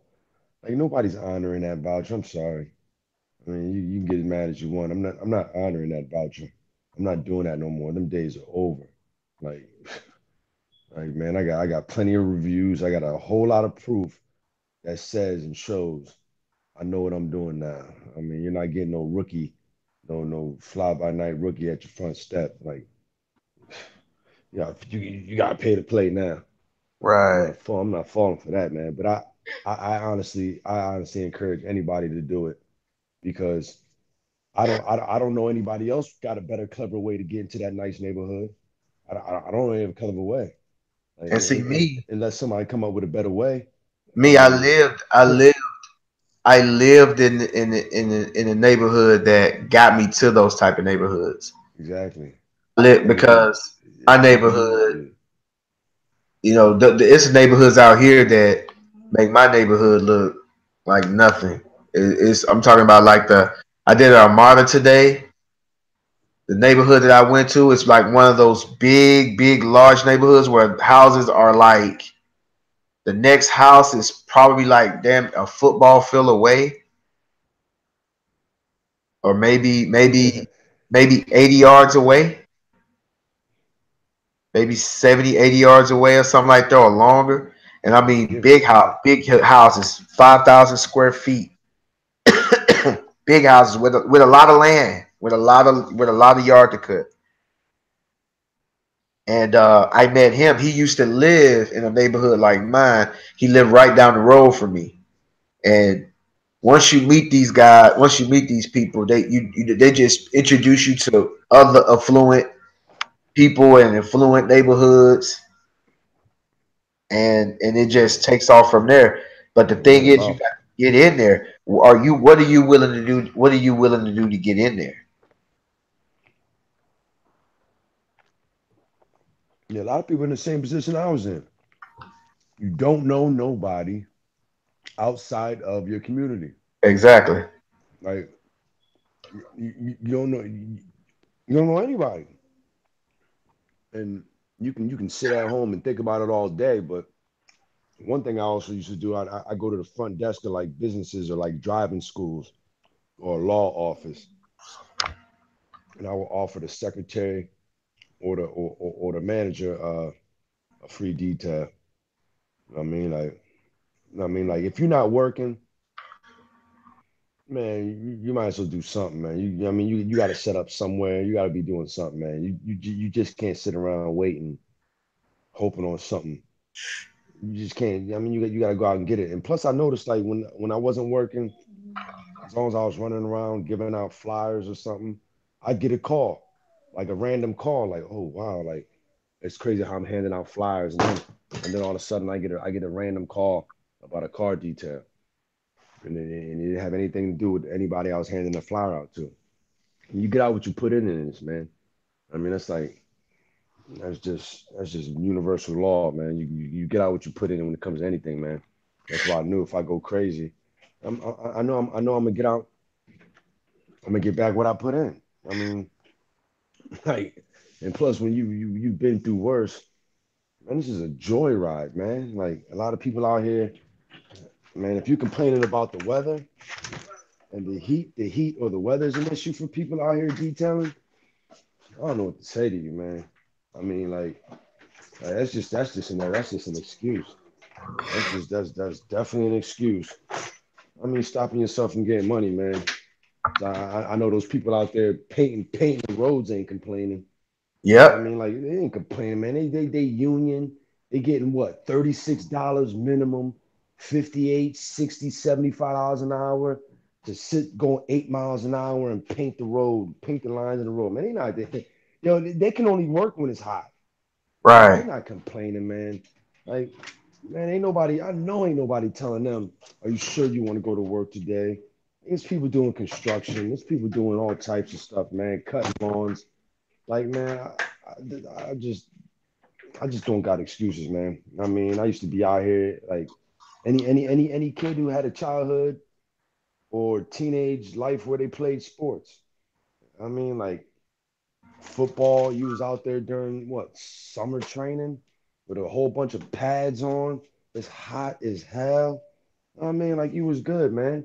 But if you never done nothing and now all of a sudden you want to grow up and start detailing cars, I mean, like you should be scared. You should be scared to pass. You should be scared you might pass out. That might be Yeah, you might you're want to be scared because yeah, if you're and then especially on top of that, if you've never been athletic, if you've never experienced work doing manual labor in extreme conditions, if you're yeah. not used to that, and if you're a heavy drinker or other little vices that you may indulge in, it'll play a part too. You know, if you don't understand your body, and if you never pushed your bodies to unbearable limits, how much water you should take in, because I get some of these kids sometimes, man, and man, them jokers won't even bring no water.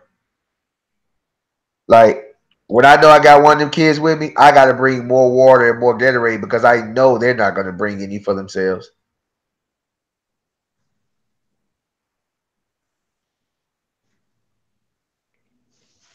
And Man, people can get in. They can get in shape, man. Like you could want a lot of money, and then all of a sudden this job that makes a lot of money, like I had, you sitting at a desk all day, and then you realize uh, like I guess the money won't keep me awake. Like I thought getting paid more would help me be happier and be jumping for joy at work. Oh man, that was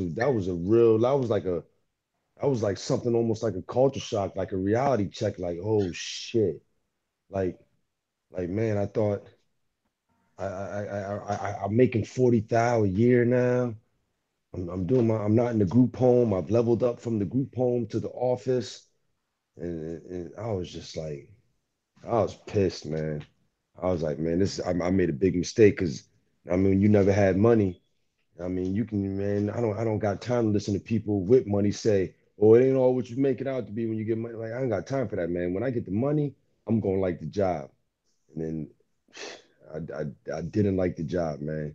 But I'm getting paid great. But it's like, wow, this is. I mean, everyone said it. I mean, the money's good, but I can't do it, man. I can't stay awake. I can't sit at a desk all day. Like this is not right, man. This. I mean, it starts singing like Scarface, man. This can't be life. This can't be love. It's gotta be more, man. Like, sound like Beanie Siegel. This can't be life. This can't be love. It's gotta be more. Like, oh man. Like, oh man, I'm screwed, yo. Got these damn degrees. Got this job sitting at a desk.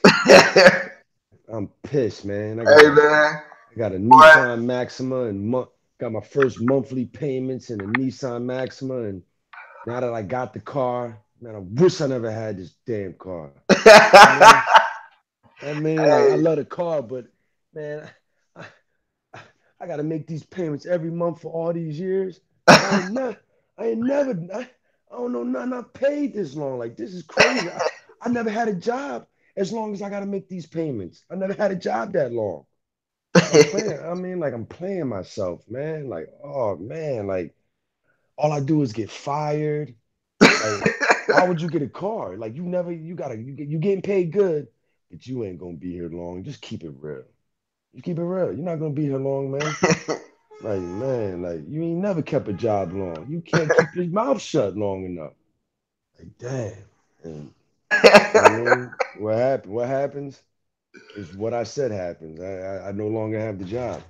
And then it's like, man, it was a good reality check, man. It's just like, this. I hope you understand. This could be the rest of your life. And I mean, desperate times or what do they call it? Desperate times call for Desperate measures desperate call for measures. desperate measures. Yeah, man. I mean, that's Hey, exactly what look. happened. Hey, I asked. I said Eric Jones. I said, man. I said, man. You got your detailing. You got your pressure washing. You do your boats, your RVs, and you work at the post office, man. So, like, I mean, I know you've been at the post office for a long time. And I know you make good money at the post office. Man, why you go so hard? Eric said, man, he said, I tasted the mud. He Man. said, I don't want to taste no more. I don't want to go back. I ain't like it. He said, I don't want to go back. And then he made a video the next day. And he re-asked himself that he brought that question up again. And he said he had to think about that question again. And he said that he doesn't want to wait to get paid. And that's what Yeah, he I likes. can't. That's why he goes so hard. You're You right. know, touching I mean, cash every day, man. that's an And that's addiction, man. earning something every day, man. And that, like, I remember when I was in the police department, I used to work these part-time jobs, man, but I would have to wait on the check. Because they got their payment, they pay cycle or whatever. You got to wait. And man, I used to be like, oh, I used to, my money, what I'm saying, I'm already just spent some money. And now the money that's on its way is already spent. And it's taking forever to get there. When you get there, half of it is already gone. You know what I'm saying? So just this right here. I don't like people always ask me, man, you gonna come back to work, or you gonna go do this, you gonna do that, or I be like, man, at this point, man, I couldn't see myself working for nobody because I've gotten so spoiled by touching cash every day, doing what I want to do, just like I talked to you this week, and just about half of the week, man, I got started after 12 o'clock. Yeah. I got up, got me breakfast, ran some errands, watched some TV, scratching my ass, then knocked out 5 yards, come back home. I mean, I did that for like 3 days in a row. And then I was like, okay. And then this week, I'm going to go in because I got to break up the monotony because, like, me, like I said, man, I get bored real fast. You know what I'm saying? So, because now my bills are going to get paid. The money's coming in, man. The money's coming in. The bills are going to get paid. So, in the beginning, the money was my main focus was the money. Man, I didn't care about the only reason why I cared about advertising is to get to the money. The only reason I cared about marketing was to get to the money. It wasn't like I was just this marketing and advertising guru. I knew nothing. I just needed to get it. I just needed to get a car. I just needed to get a yard, man. I'm talking about I had them little magnets on my truck, the little cheap Vistaprint magnets on my truck, and and man, I'm talking about just hoping my phone would ring, you know. And listen, man, when a car look, I'll be mowing, and when a car slowed up, I shut my mower down, got off, and look at it. I'm like this. I'm like this. Me. Make eye contact. I'm making eye contact. Me. And I run to that car. How much do you charge? I got to look at the yard. Here's my car. Where do you live? I just live right there. Oh no, you can get done. No. I shut that lawnmower down. Where's your house? I'll walk over there. Sometimes I'll ride my lawnmower over there. Go over there, look at it, give them a price. Can you do it? When can you do it? I can do it right now. Right now. As soon as I get done with this yard, I'm coming. I just wanted to get to the money. You know what I'm saying? But now it's like, okay, now that I got the clientele, now that the money is good, now I can raise prices. Now I can, now I can work smarter and not harder. You get what I'm saying? But to get to that point where you can work smart, to get to the point where you can buy equipment to make everything easier, you gotta go in. You gotta go in. You gotta go in because who has a mom or a dad that's gonna loan them 20, 30,000? Or even 10,000. Or shit, 5. It ain't having a big dog or even somebody can't even loan you a walk on, man. Can't even loan you a walk on, man. Man, that's why the good thing is all that stuff is temporary, man. You get out what you put in and you level up all that equipment. I mean, I knew I was gonna be riding the Aerostar, but I just needed that to get to the appointment. I mean, it's too late once I pull up. I gotcha. I'm here now. Yeah. It's too late. Pull up in the Aerostar. It's too late. I'm here. I'm gonna get paid. I ain't going nowhere till your car done. Respectfully, that is. I ain't going nowhere. Yeah, man. So I'm telling you, man, it is. And the thing is, like when I did my last live chat was about my live last chat was seek to understand, and everybody has their own story, everybody has their own struggle, everybody has and my thing is, you got some people that might have been detailing or doing lawn care for years. I'm talking about for years. Real good at it, never done it as a business. When you go and do it as a business, and you got someone that wants you just like lawn care. Okay.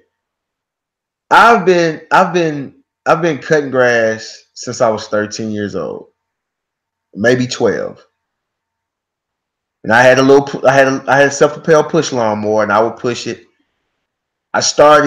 When I started edging and trimming bushes and stuff like that, I was probably maybe 13, 14. Now, was I good at it? I was okay. And as the years went on, I got better and better and better and better. So by the time I started doing lawn care as a business, I was pretty decent, but doing multiple yards and then not doing the yard to your liking, but doing the yard to your customers' liking. They may want you to do something that you don't usually do that may make you a bit, may take you out your comfort zone. And it was learning, and then all yards are not the same. All grasses are not the same. You can get a yard that's nicely manicured, and you may have a yard that's weedy. You may have Bahalia grass. Uh, what's that other type of grass? I forgot. I forgot the name of it, but I forget the name of it. But it grows in the wintertime. No, it grows it grows in the winter and the springtime. And when you run over it, it just lays down. I forgot the name of it, but it just lays down. And when you leave, it pops back up, and it makes it like you never cut the grass. I don't care how many times you run over it, it just lays down. You have to mow real slow to actually get it right. But but I didn't have that experience because I was only cutting one type of yard. I was cutting my parents' yard, St. Augustine grass, small yard, not a lot of obstacles. But now I'm doing these other yards. It got obstacles, it got this, it got all kind of stuff. And so now I'm out of my comfort zone, but I'm what I'm saying, I'm doing decent work. But but like I said, anyway, I got off track. But anyway, you don't know people's story. And everybody has their own way of getting to where they need to go. And just like I said, if you're going the wrong way, if you're going the wrong way, it's just like if you're driving with the GPS and you miss your turn. What does your GPS do? Your GPS say, no big deal. I'm gonna recalculate. Okay, take this next turn. You see what I'm saying? Because at some point, we didn't know.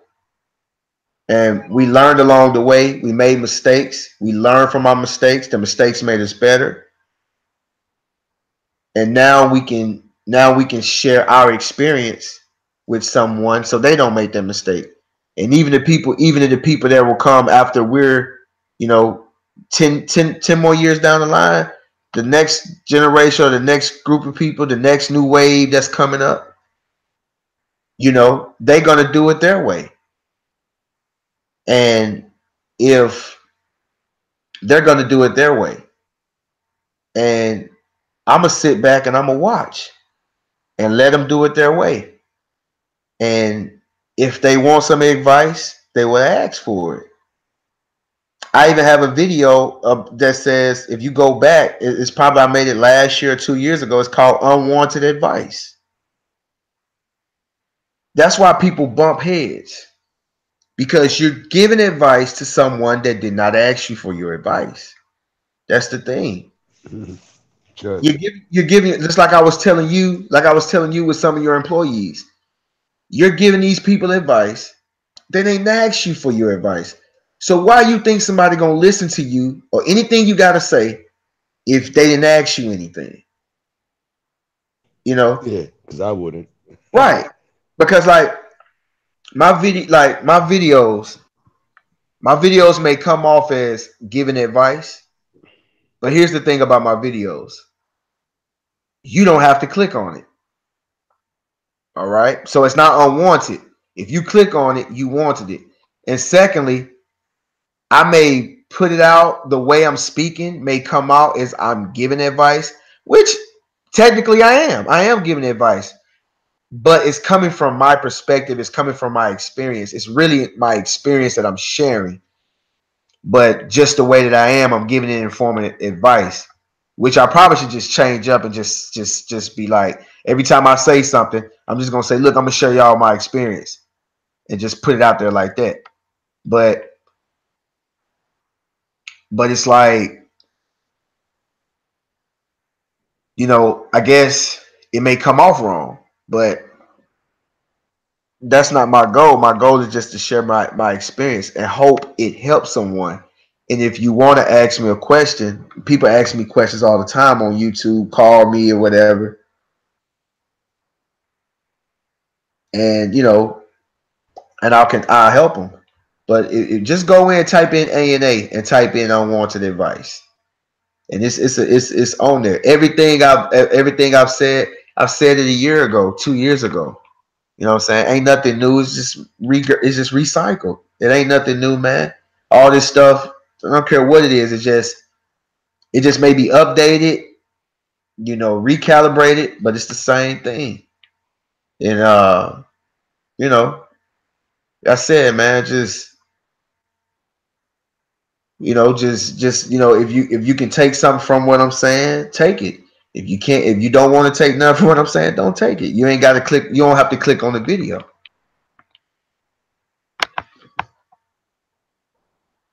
I see you, Mike Buff and Shine. I see you, man. But yeah, I see G Works on here, you know, talking, and yeah, just like he was saying that you know, he's telling G Works telling somebody that in time, you will learn everything. That's how it is. Nobody came out the womb. Nobody came out the womb knowing everything. Yeah, with a lot of cars, you will learn something. Oh, you're gonna learn something with each car. You're gonna learn something. Yeah, man. People don't understand, man. That's all that matters in the beginning. It's Right. go crazy, man. Trying to come with this calculated approach. Man, you ain't even got no damn car yet. Trying to be all calculated. I mean, trying to be all smarty yard. So damn smart, you ain't got no damn car, but know everything else. Yeah, you're watching. You're doing research. You're watching video after video after video, and it's just like when I was doing my undergrad, and you know, I graduated. Not long after I graduated, went through the academy, joined the police department. I got my chest poked out. I got a criminal justice degree. Man, got out there in that real world as far as policing, and nothing in that class could prepare me for what was out there. And I'm not even talking about the danger. I'm just talking about like the criminal side of it, the judicial system, courts, the politics. Dude, ain't nothing like hands-on experience, man. Ain't nothing like hands-on experience. Just like my masters. The same thing with that. When all those terms you hearing in class ROI, you know, return on what's that? Return on interest, return on investment. Yeah. Return on investment. You know, your bottom line, you know, diversification, all these terms and stuff like that. Yeah, I read it. I know what it means. I see it. But I didn't truly get the full understanding of it until I actually went out and started doing it. And that's when I say, oh, that's what that means. Like understanding like how important it is to study your demographic. You know what I'm saying? Like, do you know the largest age group? You can go on your YouTube right now and you can see the age group that watches your videos the most. Oh yeah, I check out all those analytics. Right. All those analytics. But like I said, the numbers don't lie. But most people, you know what they do? They click the record button, record, get off. They don't never look at that stuff. Until maybe 2 years ago, I just started looking at it, trying to get an understanding of it. But I know people hit the record button, get off. Hit the record button, get off. And they don't realize if you want subscribers and if you want views, and because if somebody says, oh, I just get on YouTube, I don't care about subscribers and AdSense revenue and views, they're lying. Because you're not getting on YouTube putting out videos just for you to watch for yourself. Because you can leave the video on your phone. You can record the video on your phone, never upload it and watch it. for yourself, but you put it out for the world to see. But when those numbers come back, when you're looking at the next man, and he's been on YouTube, you know, you looking at one guy, he's been on YouTube for like maybe a year. We take you for example. You've been on YouTube. What, next February be what, 2 years, right? Yeah, January be 2 years. Next January be 2 years. You got over 5. You passed me. I remember the comment that you left me when I did my $1,000 subscriber video.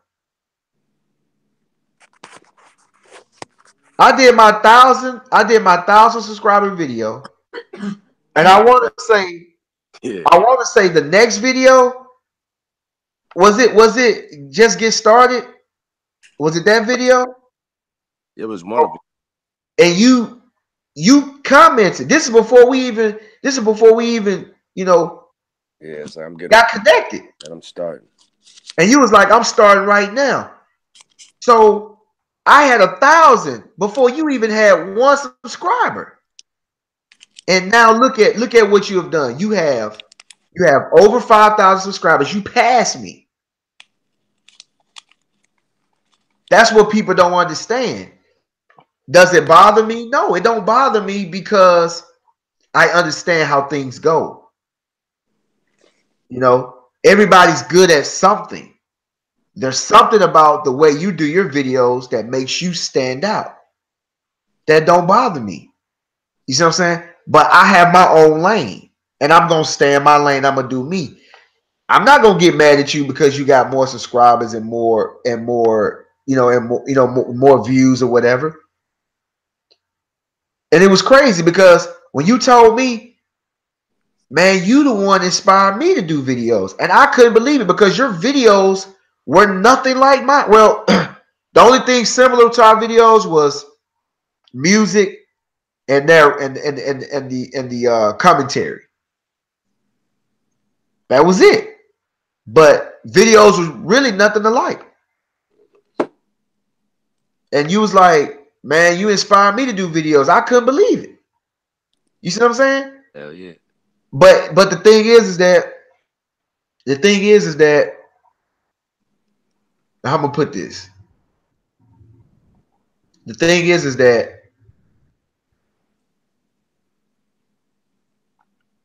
people think that they can just copy, you know, and it's, I'm talking about with anything.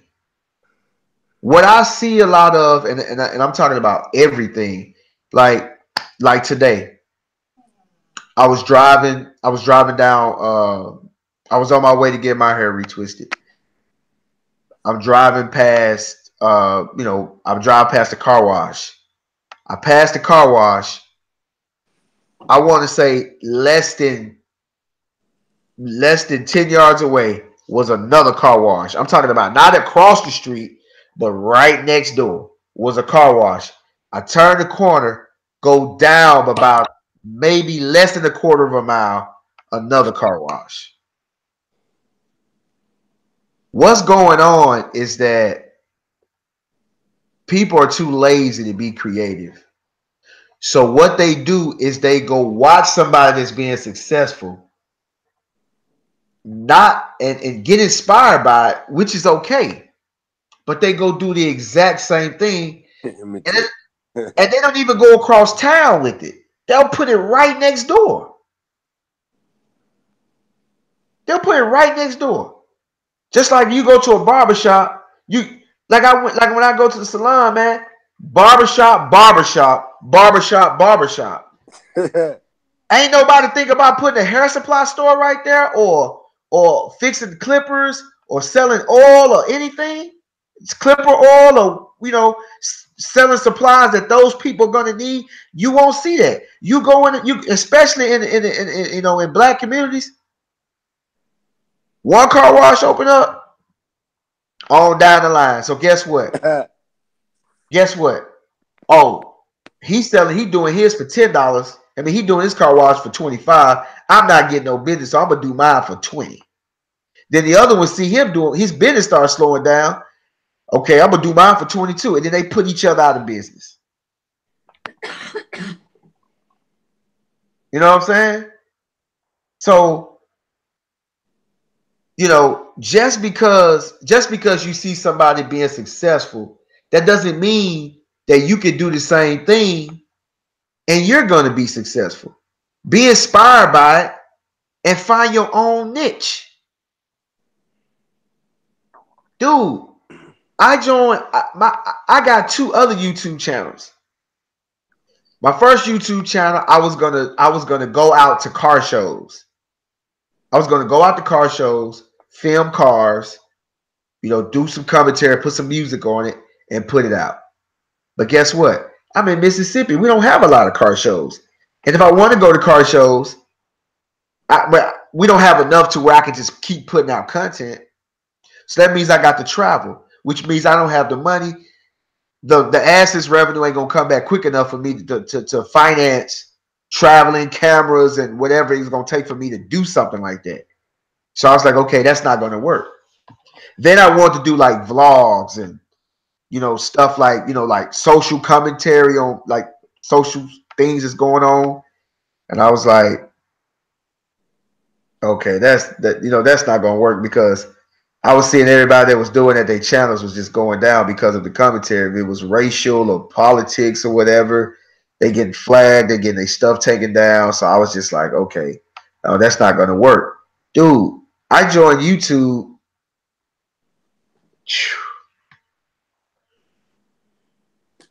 Maybe 2000 and I can't even remember, man. It's maybe 2008, 9, somewhere around there.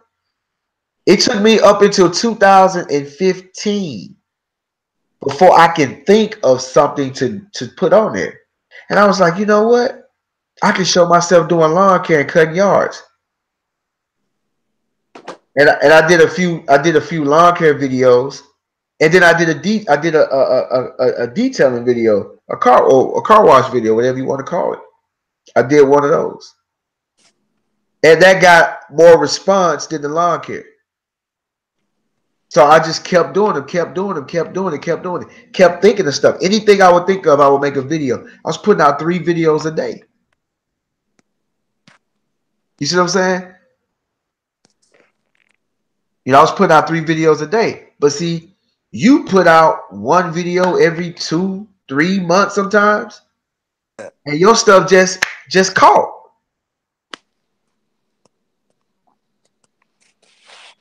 But that working, man. Right, but that's not going to discourage me. That's not going to discourage me. But you sat there, you studied for a year, and you thought about it for a while before you was like, okay, let me do this.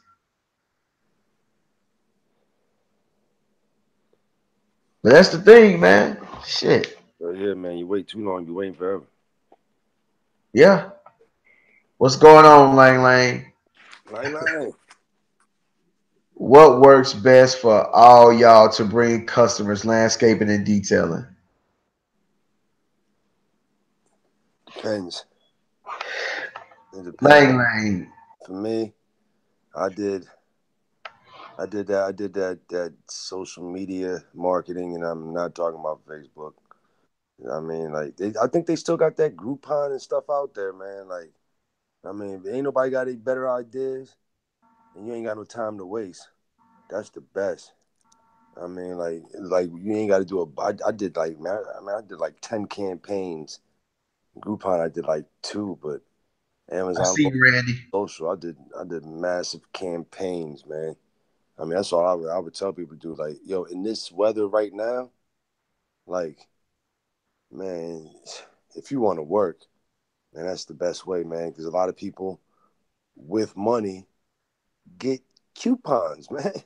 They be getting them Groupons, man. It'd be the soccer mom with the money, sitting at home, buying a whole bunch of things on clearance, and they be on that Groupons, man. I mean, someone to clean the carpet. They getting a Groupon for the maid. They getting a Groupon for the detailing, and I mean, a lot of things people just get one time, but some things, if you do a good thing, well, I mean, you do a good service, they're gonna, I mean, they're gonna stick with you, man. Royal Priesthood Detailing. I see you, big dog. Yeah, man. Who was that? You just gotta advertise, man. Get some damn business cards and give them out, man. Pack Leader Focus on the 87. business. I wake up in numbers. Yeah. Yeah, Lang Lang, man. Walk in the business, man. You gotta If I can recall, man. I think Lang Lang is out of like Brandon. He's somewhere in the area around where I'm at. But Lang Lang, it's so much that you can do. Okay. Facebook. Facebook, you can run campaigns on Facebook. Now, Facebook, Pay to play. you gotta pay. Because you can put a video on Facebook or put some pictures out on Facebook. It may not get any views or a lot of views. Like if you go look at my page, some of mine doesn't have any views. But if you look at the ones that have like 1,000 views, 800 views or something like that, those are the ones that I pay for. Because you got to remember, if you only post it on Facebook and you don't pay to play, the only people that are going to see it is the people that's in your friend list, that's in your timeline. And studies already show, man, like, but I'm not going to say, my studies show that the people that you know personally, that you might have worked with, co-workers and stuff like that, you might get a few that's going to support you. But just because you got 200 friends, that doesn't mean you can actually pay, and you can actually click the areas. Lang Lang, you can click Madison, Mississippi. You can click Clinton, Jackson, Brandon. You can actually click it. Everybody that's on Facebook that's in those areas will see your promotion. The same thing with Instagram. But see, the thing about it is the younger crowd has shifted to Instagram. That's where all the eyes at. Instagram. Facebook owns Instagram, but the young guys have shifted over.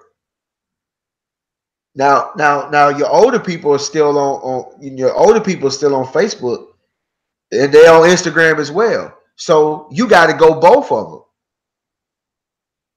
You got to go. It also puts an age. It also shows you what age. So it's playing on demographics. Also, you can hand out flyers.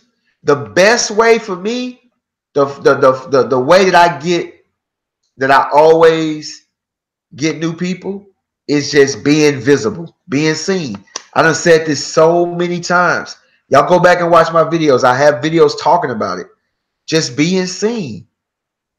Every time I'm washing the car, every time I'm mowing the lawn, somebody pulls up. Somebody pulls up and they say, "Hey, you got a card. How much do you charge?" I give them my card. The prices are on the front. Flip it over the back. It gives a description of everything, each package or service or whatever it provides. Entails. And they go about their business. It's so many ways, man. It's so many ways, but you gotta start. You gotta start somewhere because you don't know which one is gonna work. So you gotta try all of them.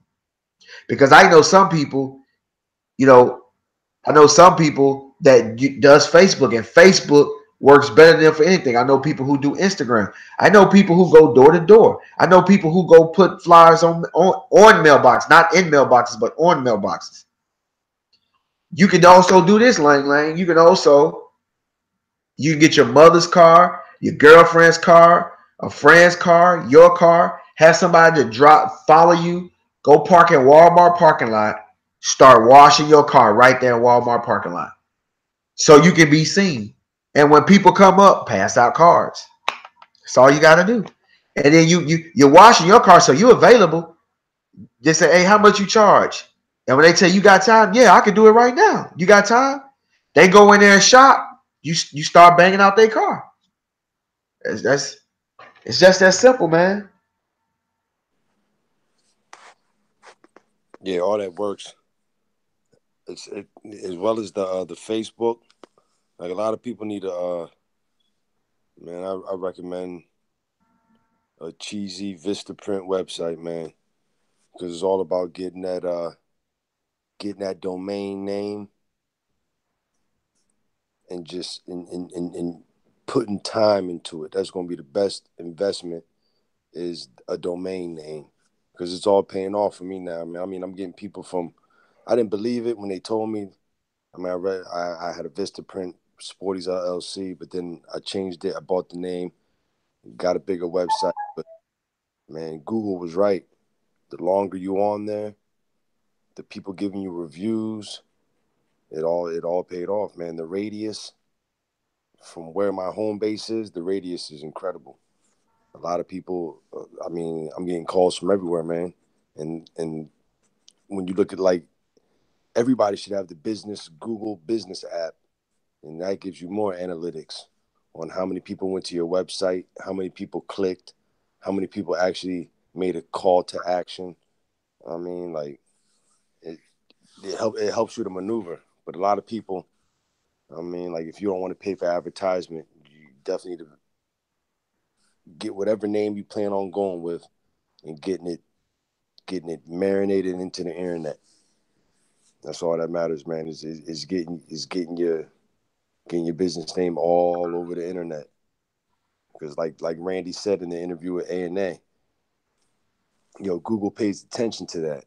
They pay attention to that. If you're getting reviews, and they're basically gonna give you preference, move you up the list when people put in car detailing or auto detailing, car wash. It's gonna move you up the list, man. And the reviews play a big part too. I mean, like, a lot of people have said, man, I chose you because you have the best reviews. I mean, the reviews play a big role. I know if you're just some little mom and pop company, I'm going to review you. I mean, I like looking at Groupons and Living Social and all that. They not big companies. So if I like something you offering, man, I'm going into some reviews. I'm going to look at the Facebook. I'm going to look at your website. I'm going to study you real good, because, I mean, you might not be known. I want to see what people think before I go purchase something. Yeah. The reviews plays. I mean, that plays a big role. I mean, like, getting likes on your Facebook page, all that plays a big role, man. Like Randy was talking about, man. I mean, like, Google likes that when anything with your name on it is getting traffic, and that's what you want to do: create traffic. I mean, regardless, you got to pay. You got to pay sometimes, man. Put out a little video. Put out a picture video or something. A bunch of before and afters, and just, I mean, time. That's all I can. Yeah. Time. Yep. Yeah, Lang. Help Yeah, you. Lang. Yes, it's worth a try, because I've actually got some results with that. And all you need to get is one person, because you may get into a nice neighborhood. All you need is one person. Think about it. You can spend $20 to reach 1,000 per people, get one person for maybe a full detail or a standard detail. That $20 campaign fee may get you 150, 200, $250 detail, or a lawn client that's want you to cut their yard every week. Keep their yard maintained for every week. So now you're on their property. Now you can upsell them. You can upsell them detailing. You can upsell them gutter cleaning. You can upsell them tree trimming, pine straw install. You see what I'm saying?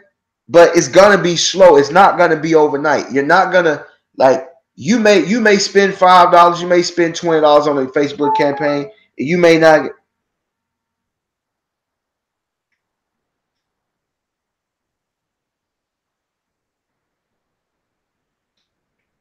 You don't. It's not gonna happen overnight. Is what I'm saying. It's gonna take time. You may spend $20. You may spend $15, and nothing may happen. Nothing may happen. But don't get discouraged. Put out another one. You know, or you can just say, okay, let me break it up. Let me just pick one area instead of picking all those areas. Let me just pick one area and put it out. And they have YouTube videos on how to do Facebook campaigns. But it's you may have 1,000 flyers. You may pass out 1,000 flyers and only have 5 people to call you off those 1,000 flyers. But just think about it. It's worth it. You got to beat the pavement. You got to put the work in. You got to put the work in. Sorry about that, man. I didn't mean to cut you off, man. I just want to answer Lang Lang. Because Lang Lang, every time you ask me that question on YouTube, Yeah. I respond to you. So I just want to make sure that you hear what I'm saying. I see it reaching a lot more people than just for sale sites. Right. Those for sale sites, man, you know, people are kind of specific looking for things, you know. They're good to put it on there, but you want to put it on, you want to put it on those campaigns, man, because it's gonna be in the feed. And then when you're uploading, see what I do is maybe once or twice a month, I may spend $40 and do a campaign and let it go on for a couple of weeks. And then I may go a whole month and don't do anything. And I may just upload a video. I may upload a video just for my followers to see, my friends to see, because you want to keep reminding your friends that this is what you do.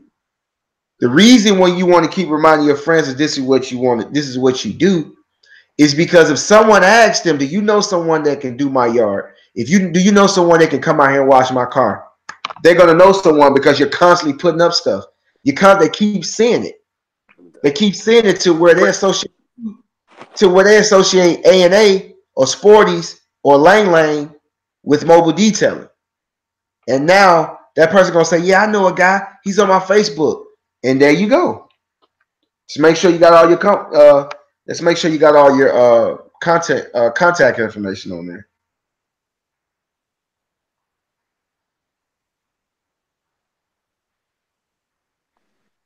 You got to pay to play. Take money to make money. It's the most important thing.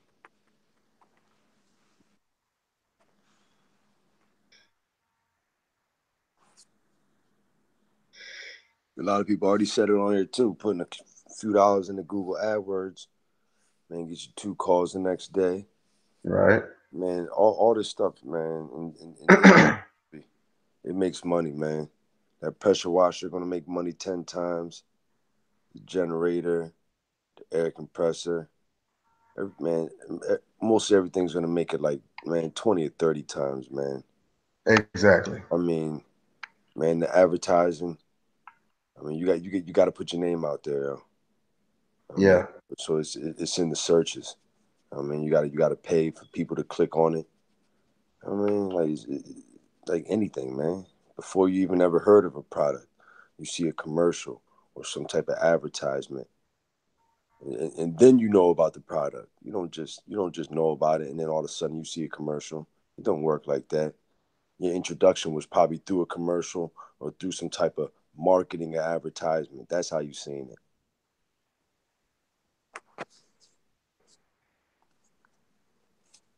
Word of mouth is incredible, but I mean, however that word of mouth got to that point or got you in that neighborhood, it was probably some type of marketing and advertising. Yeah. That's why Yeah. I don't know why people don't do free car details, because I mean, like, what's $30 or $40 of your time doing someone's car? I mean, it's advertising. I mean, as long as you got to hand out a couple business cards and be seen, that's worth it. I mean, I did it all the time. I did it. I used to do it all the time, man. When I first started, man, I would, I would, I would call up a friend. And I'll just sit around and think, who all do I know? Who do I know that work in the office building? Oh, Susie works downtown. Pick up the phone, call Susie. Hey, what you doing? What's going on? Hey, I started my detailing business. Yeah, how's that going? Oh, it's kind of slow. I'm trying to get it up and running. Look, let me wash your car for free. Okay. I'll come out there, take my time. Take my time. Vacuum it out, but the first thing I do is start on the outside, get them tires nice and wet looking, have that paint shining, and then I'm gonna take my time wiping down the interior, vacuuming, doing all this stuff, so people can drive by and see that sun hitting that car. And when they see that sun hitting that car, man, they're gonna be like, "How much?" You tell them how much you be out here all the time. No, you can call me, give them a card. You got time to do one? Yes. You got time for one more? Yes. Go up there, put enough water in your tank to do about 4 or 5 cars. Go up there and knock them out. Just go up there. It's nothing, man, to get somebody. And who's gonna turn down? What female's gonna turn down a free car wash? Unless her husband does it for her, and she don't want her husband to get mad that she letting somebody touch the car. But other than that, it's a lot of successful single women with children that have nice vehicles, that have a nice job, that are willing to pay you. They're willing to pay you 30, 40, 50, 60 bucks to do their car. Gladly hand it over.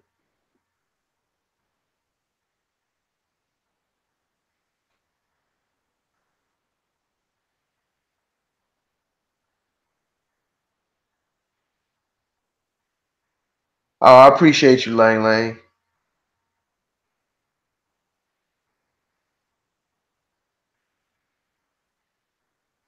Oh, I appreciate it, Lang Lang. And see, that's the thing, man. That's I'm glad that you said that, man. And that's what I'm talking about. Like I'm not gonna force my ideology, and I'm not gonna force my opinions on anybody. You know, I'm just giving you my experience. And I know a lot of people. No, I'm not gonna even say I know a lot of people. I've met a few people along the way on YouTube that have shared the same or similar experience as me. So it's got to be a method to the madness. And you know, him asking me that question and I'm answering that question. You see how that goes? Because when you ask me a question, that means you're eager to hear my opinion because it's my opinion. You know, I'm telling you from my experience. I'm giving you this opinion from my experience. Now, somebody may have another experience and give you something else that may help you better than what I just told you. I'm not saying I'm the begin all end all. You get what I'm saying? You know, I'm not out here to put out unwanted advice. If you don't want the advice, you can just log off. Hit the X, get off the video, go to the next video. It's plenty of YouTube videos and channels out here that have different perspectives that you may like their perspective better than mine. Just how it goes.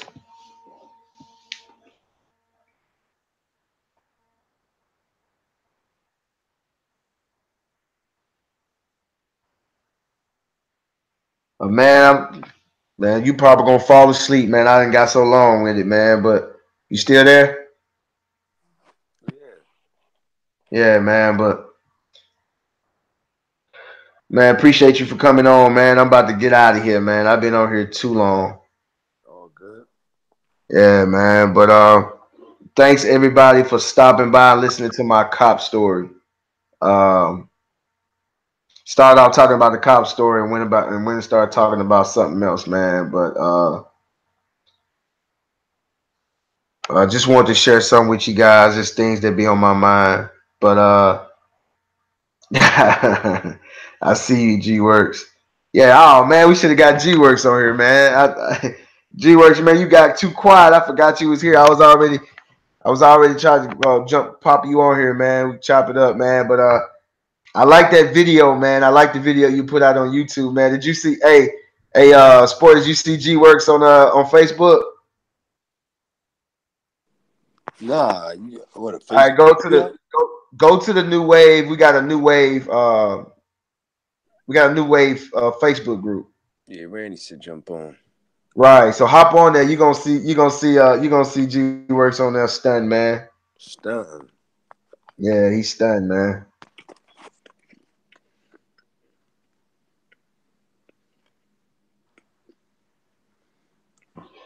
I see you, Lang Lang.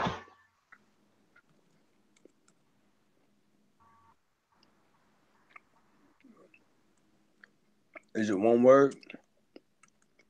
Uh New wave detailing? yeah, new wave. Let me see.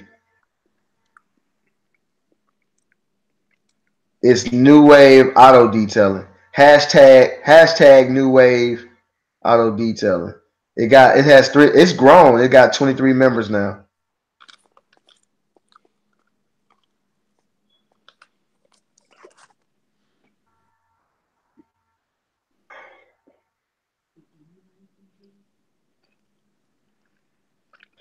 Yeah, you could throw up pics on there, show what you did for the day or whatever. It's a thing that Randy started up, man. And like I'm saying, man, like I know I'm the most vocal out of the new wave or whatever, but I'm not the leader. I'm not the leader. This is a this is a this is a network. You know what I'm saying? So just like Randy just took it up on himself to do it. We didn't even discuss it. I just saw it on there and I was like, dope. I joined. I think I made my first post a couple of days ago.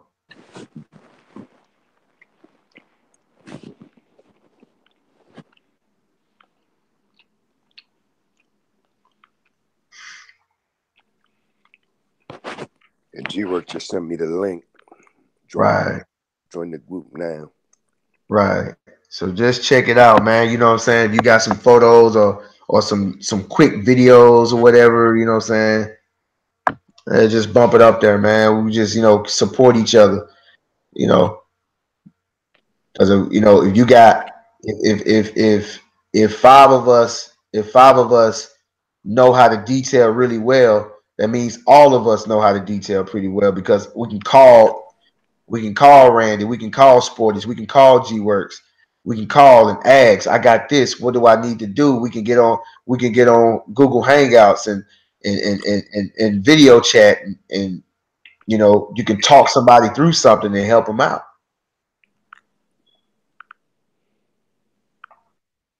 But man, let me get out of here, man. I'ma holler at y'all, man. Thank you guys for stopping in, man. I'll catch you guys later. I don't know the next time I may go live. I should go live tomorrow, so y'all stay tuned. Peace. Yep.